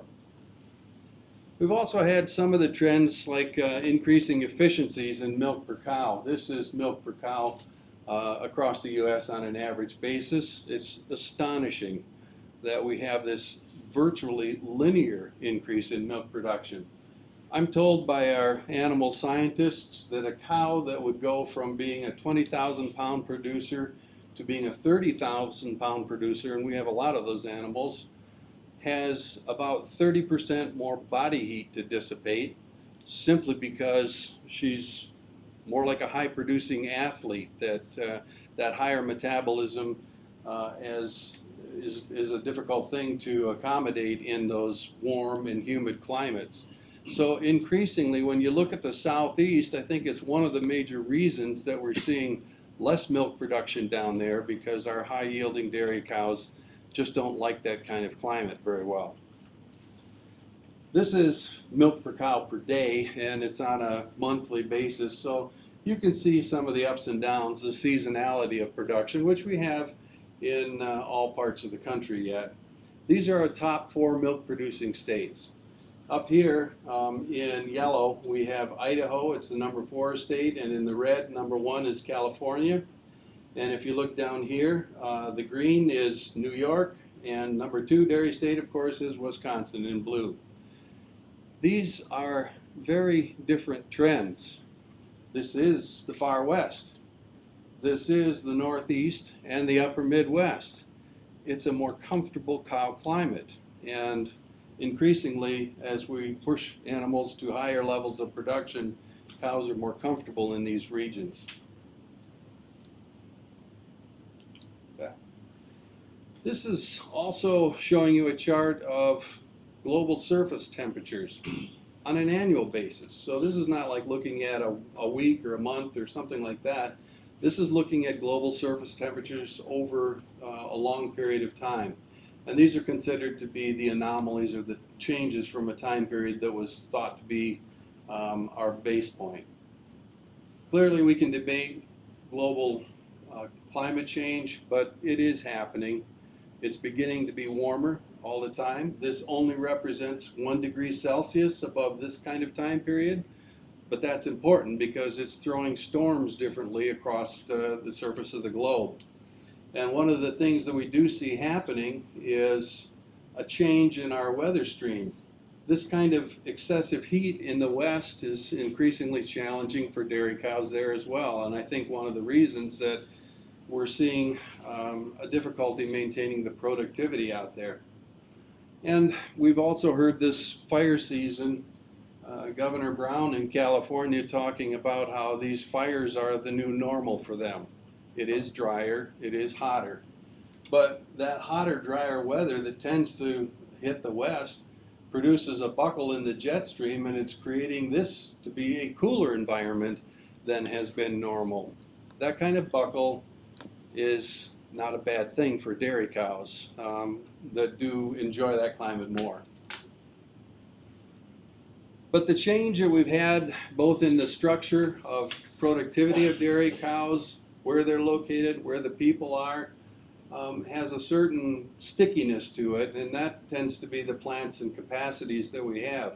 This map is showing you most of the plants in this country, and the circles represent the relative size of milk intake and throughput through those plants. We have plants in the areas where a lot of milk is located, but not always is that kept up. But I think the plant capacity is not the big issue. It's not the long-term issue. We also have to think about who are our customers and what are we trading for. This has become the importance of dairy trade, and that's exports. The blue line is showing you the percentage of milk production that we've exported over time. This was what had been normal, about 3 to 4% for decades going back. But as we've increased over time, it's given us an opportunity to produce more milk and sell it to new customers overseas. I also want you to recognize, though, that on this axis over here, I'm showing you the milk price per hundredweight, and that milk price per hundredweight fluctuates quite a bit.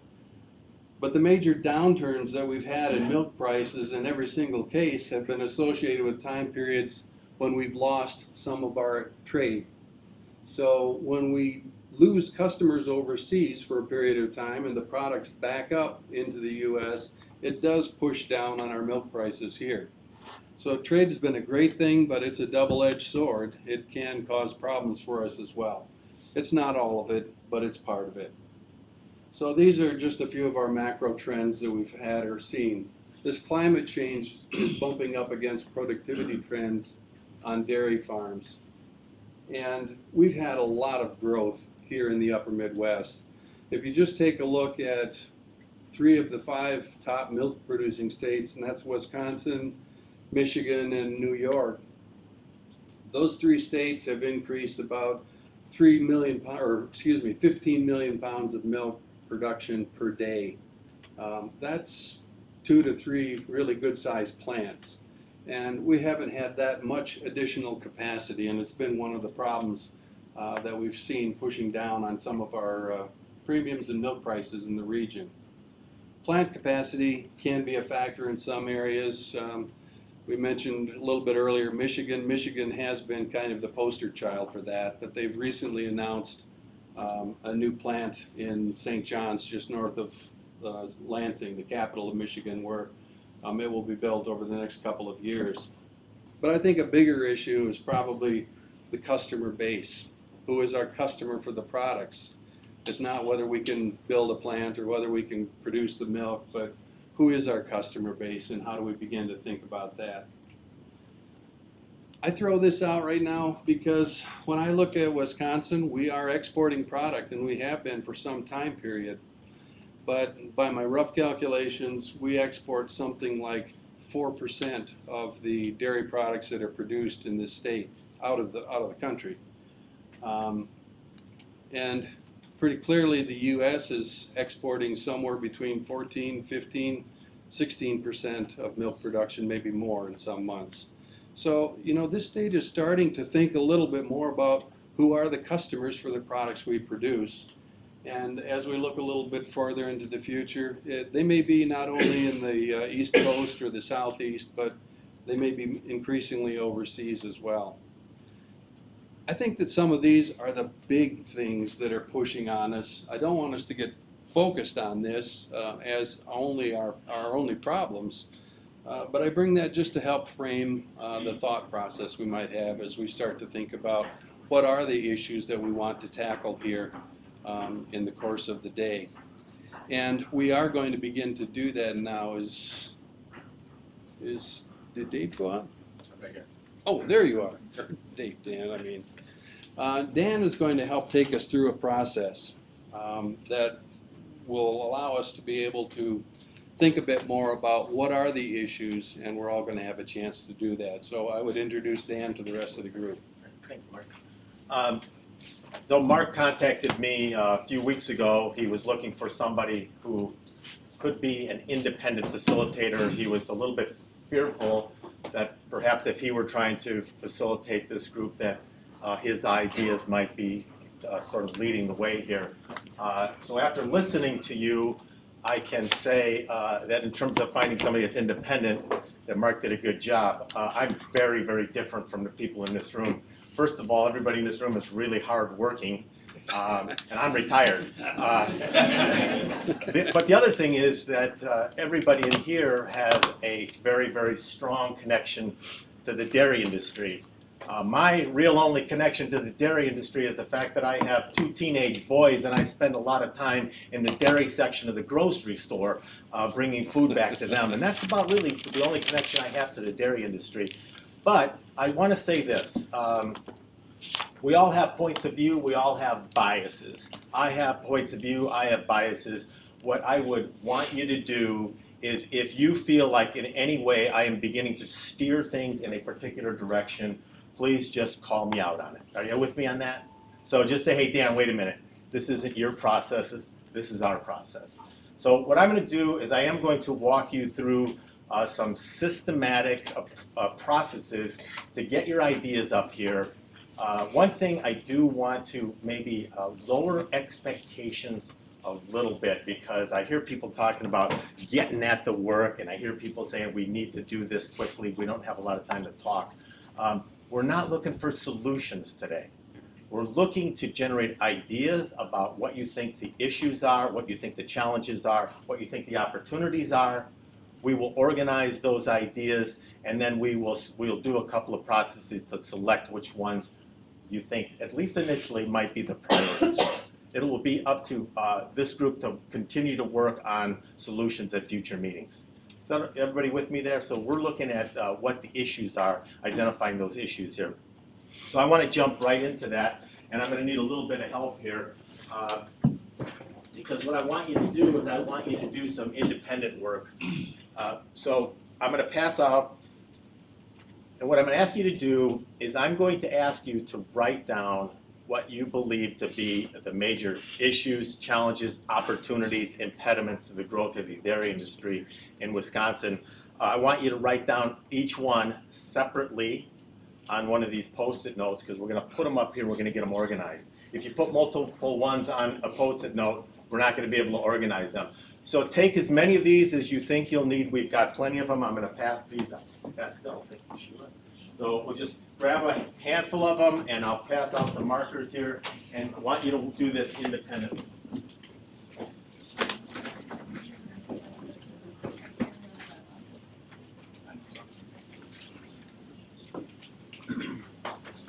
And then, so you have the Post-it notes, grab a dark colored marker. Please don't use yellow on yellow here, so grab one of those.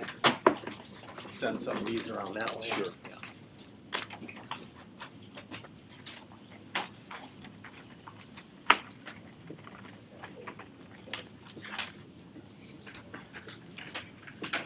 So separate idea, and again, the major issues, challenges, opportunities facing the dairy industry.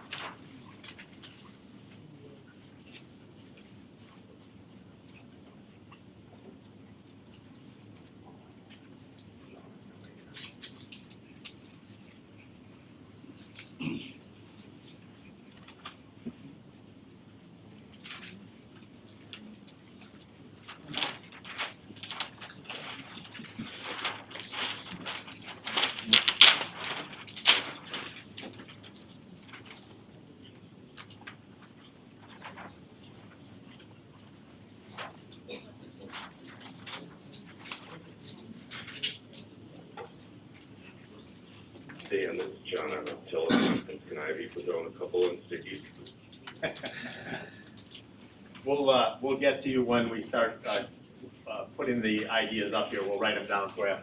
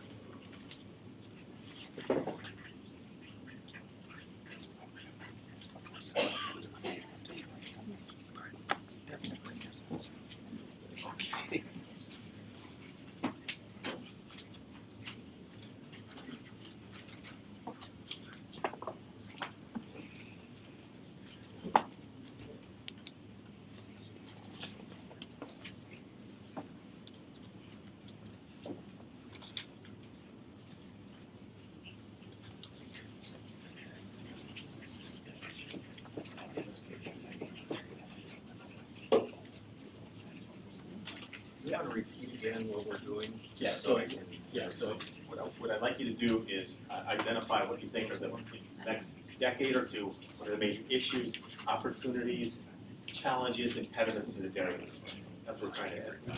Right.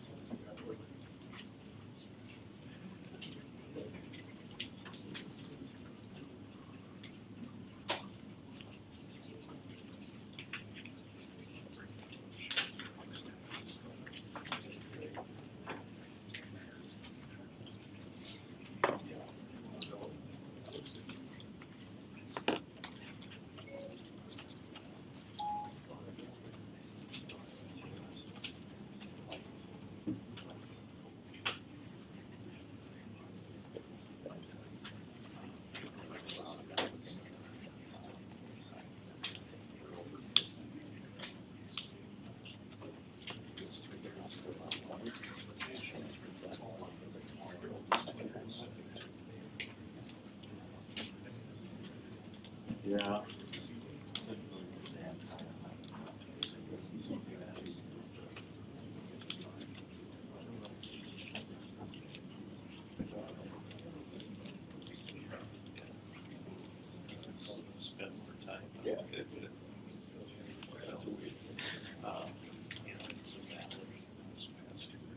Anybody need more time? All right.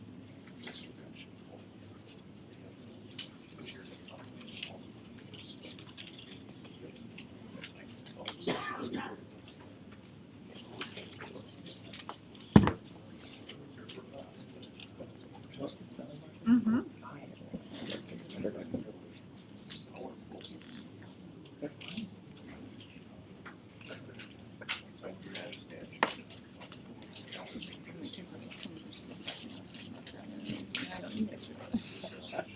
It was our class today. That's funny.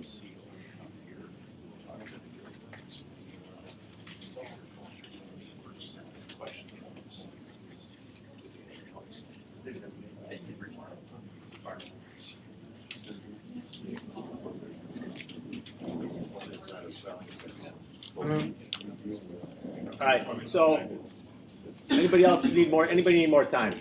Actually, as people are putting their notes up here, you can, they might remind you of some other things, so feel free to generate more ideas as we go.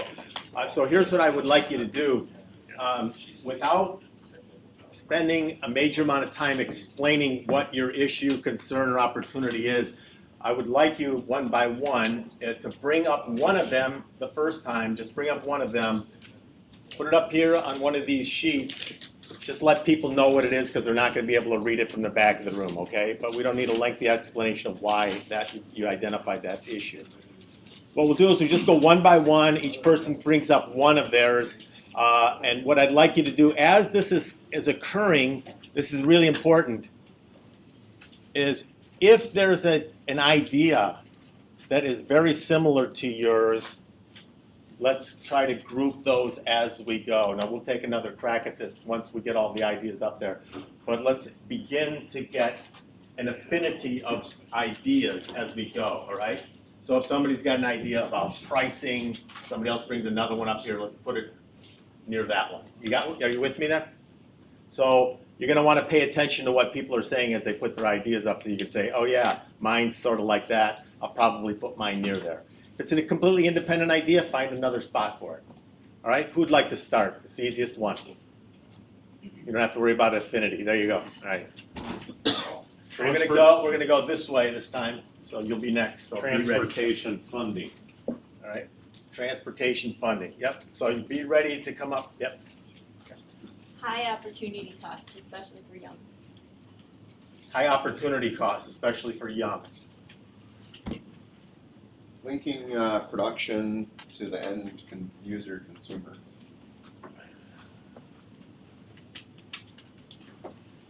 Let me come around this way. I have build consumer confidence, so I think it may.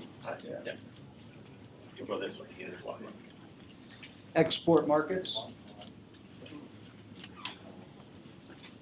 Farm profitability. I have collaboration of ideas for solutions, farmers and regulators working together to come up with a solution instead of like top-down telling us. I have regulation and county level moratoriums. You folks in the back want to start? It's kind of consumer. You want to come up, sir? Yeah, no. what is market share in obvious places that we've You have missed? ideas? No? Okay. I've got a couple of the same. I said, need to get our young generation opportunity as long with our aging dairy farmers.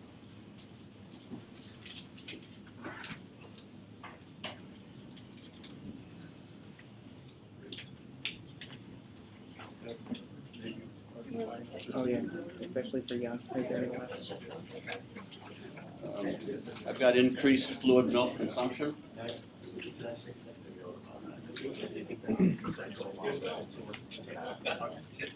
don't want to have to steer you, but.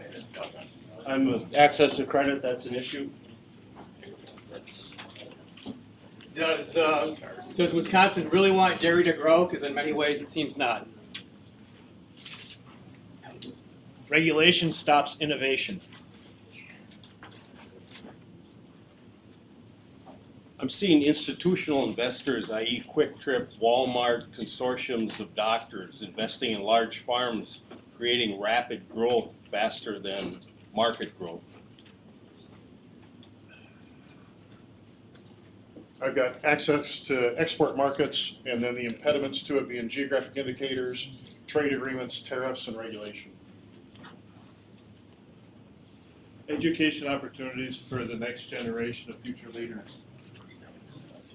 We've got oversupply compared to our markets. Labor availability. I had milk flowing in from other states. Changing consumer preferences. Yep. Research, R&D. Let's just put it here for now. Vertical integration.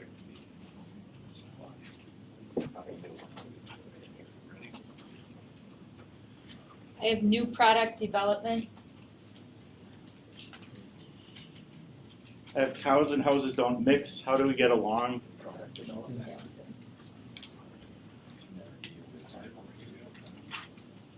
I have quality and affordable labor source. Dairy research at Wisconsin universities and maybe a lack of funding to support it. Regulatory certainty.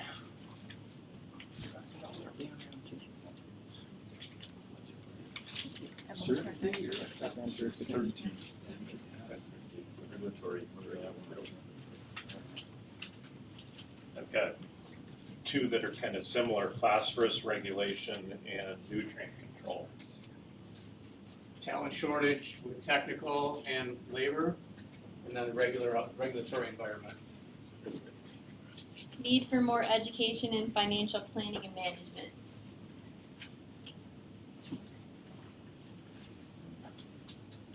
Farm transitioning in the next generation.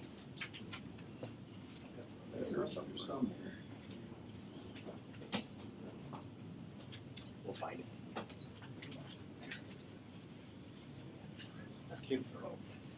Research opportunities and also export opportunities.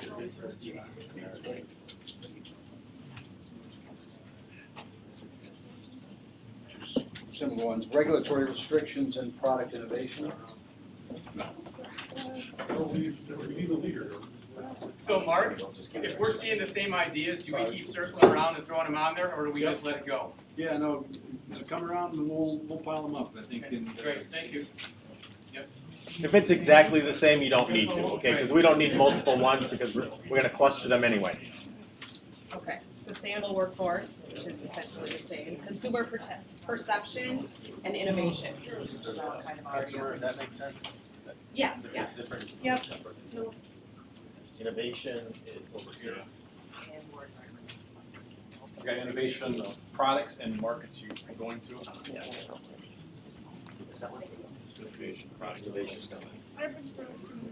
Danced around the sides, but the nerve.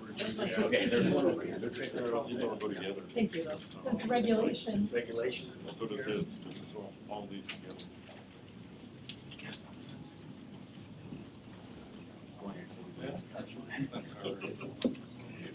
Where's the regulation? Regulations over here. Okay. And then what about generational transition taxes? Okay. I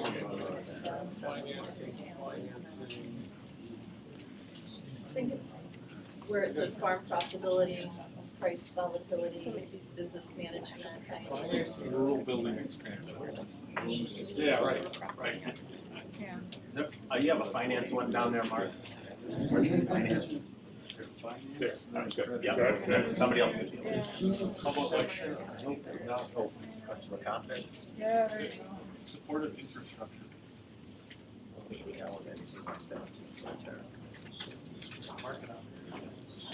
Market.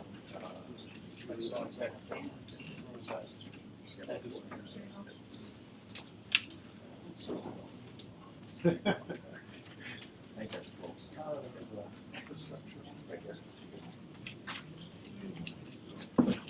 I've got partnership between farmers and processors. Partnership between farmers and processors.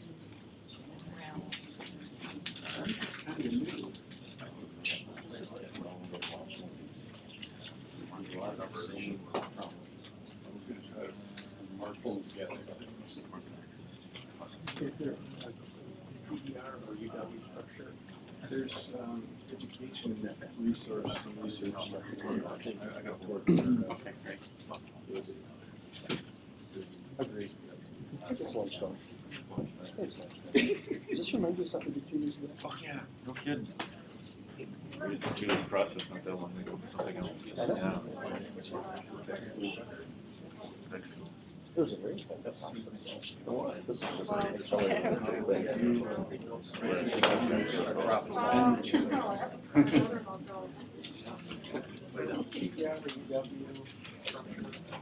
What is CPR? So maybe. Capital.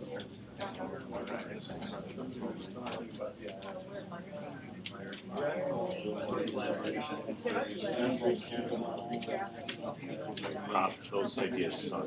That's all you're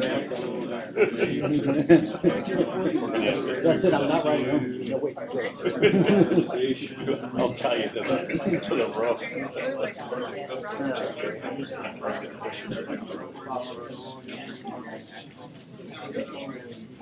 We still have some houses we're drying.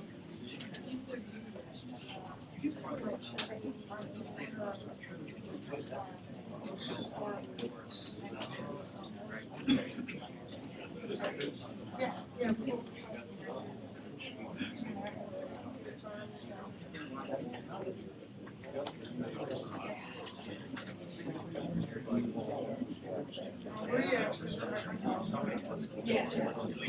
Yeah, we walked,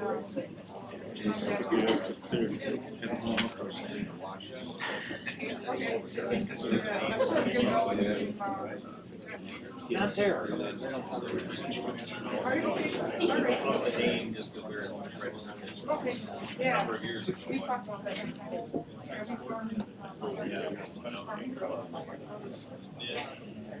Good. Yeah, I can see.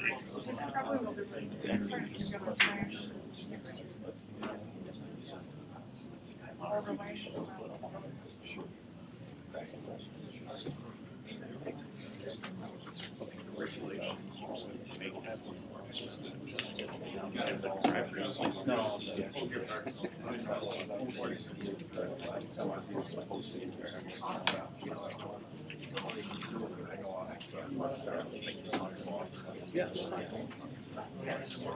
right, so we need some folks who are willing to volunteer, maybe 3 or 4 of you, to help us bring some order to this clusters here.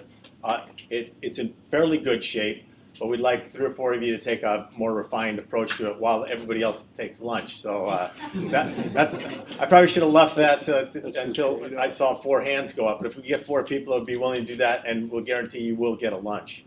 In fact, we'll let those 4 people pick their lunch first. So who would be willing? There's 1, 2, and I'll get 2 from this side. 3, 4. Okay, so 1, 2, 3, 4. All right. So you folks go ahead, get your lunches, and then Lunch come up here and help this, us out here. out this door, and options are posted. Kelly, only take 1 lunch. I get 2. And then we're gonna let you start the way, and Mark's gonna show you what to do. So follow the leader here. Mark, you want to share what you do? No, I'm not. I'm pointing. You can just pretty much pick it up.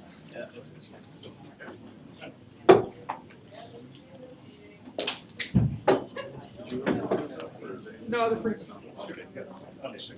Oh. Yeah, just a moment.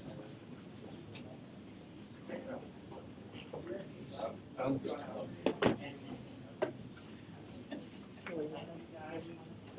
Yeah, well, as soon as everybody's got their lunch, we'll do some up here.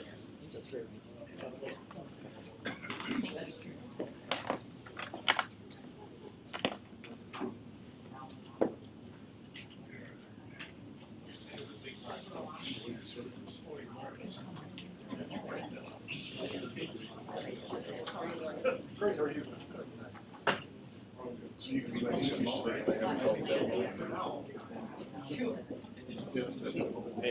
Does probably call me twice already. So anybody who wants a lunch, just come on around, and might as well come out this way now. Yeah.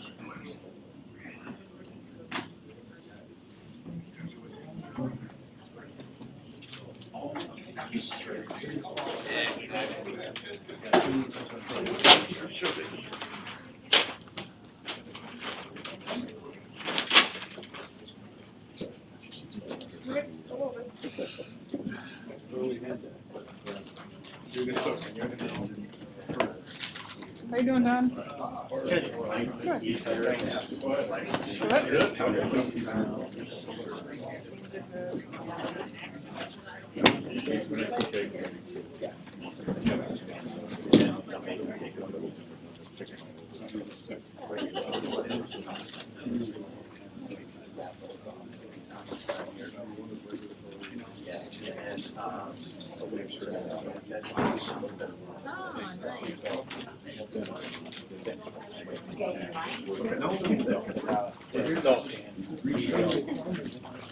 Bradley and Elizabeth.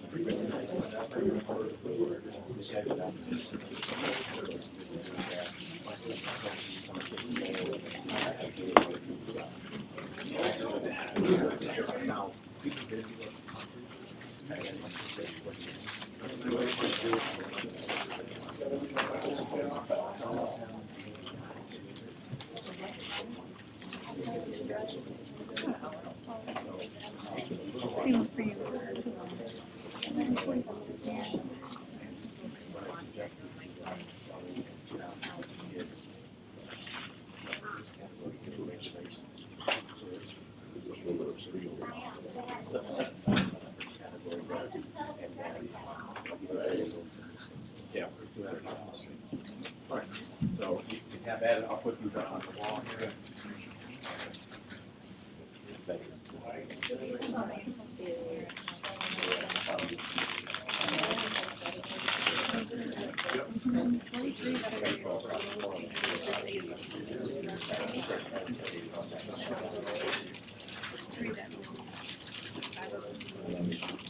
Well, I don't know, you're doing that, I'm doing actually putting the cap. No, you've been with them 6 years. Very fortunate that when I was graduating, we were not gonna pick up a new farm. So like I knew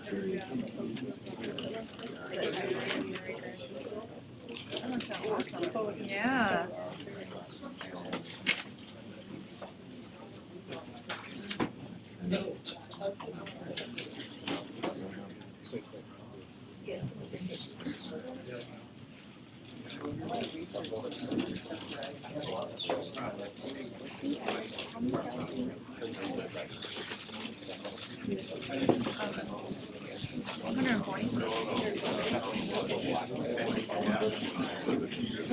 We're similar sizes. Yeah, one.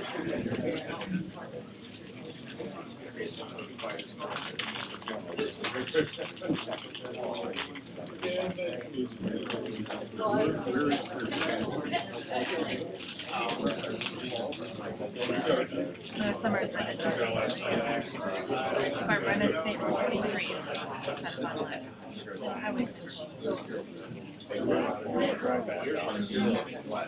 from Final Life. Live, right? So in order for me to get, how many times I go back to the farm, all day roundabout way. And then do the second crop, the third crop. Yeah. Want me to take, oh, you've got, one nab your cookie out of there, and then I'll get this big, huge box out of here. Although it would be a great building project. Yeah, you never know. Yeah, so summer. We're talking until October yet, before it's down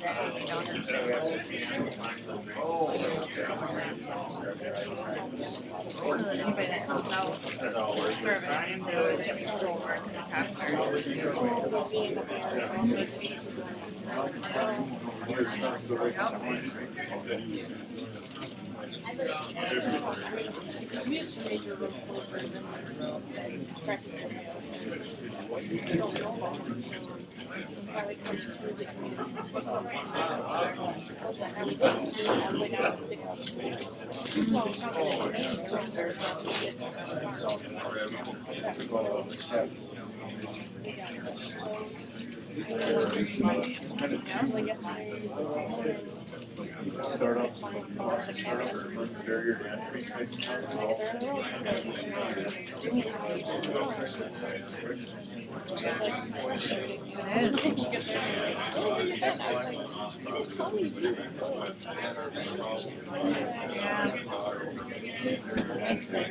I mean, railroad's good enough to be around, but not great, you know. Right. Just not back roads, like in a, like this kind of like Right down the line. it is like kind of like we're talking about with the track dairy industry.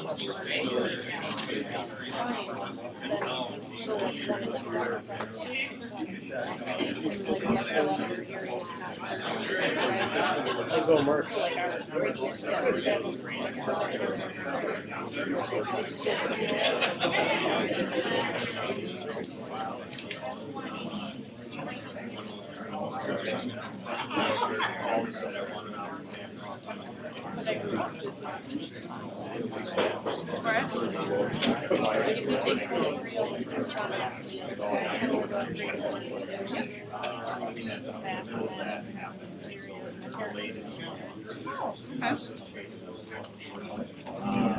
Back over in the Holy Land. In the Holy Land, yeah, same thing. Nobody ever knows. One thing in the two categories just make another. St. Peter, oh yeah. See, I also work part-time in rural insurance as an agent. I use one of my clients.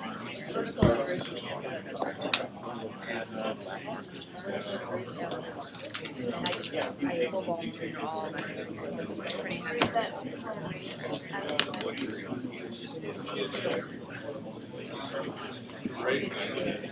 Where's this from?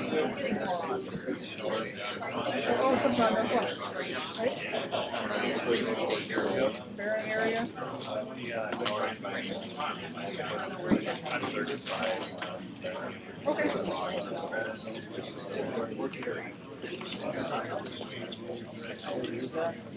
Student Point area.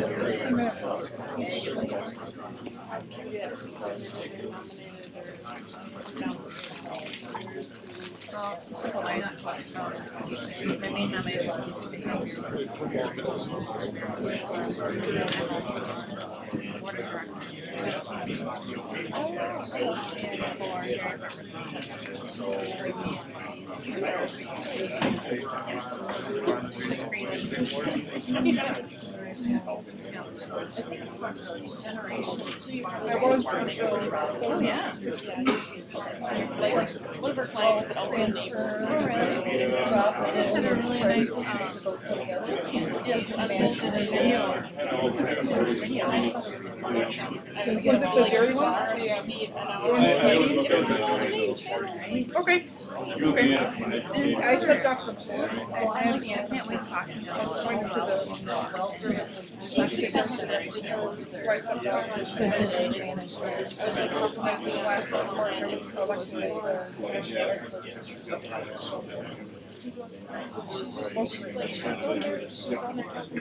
They're all in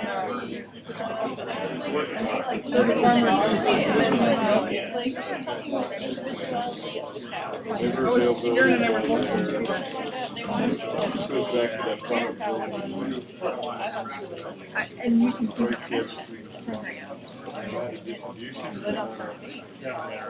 I did mention it to him. What a great advocate you are. When you speak from your heart, it's great. I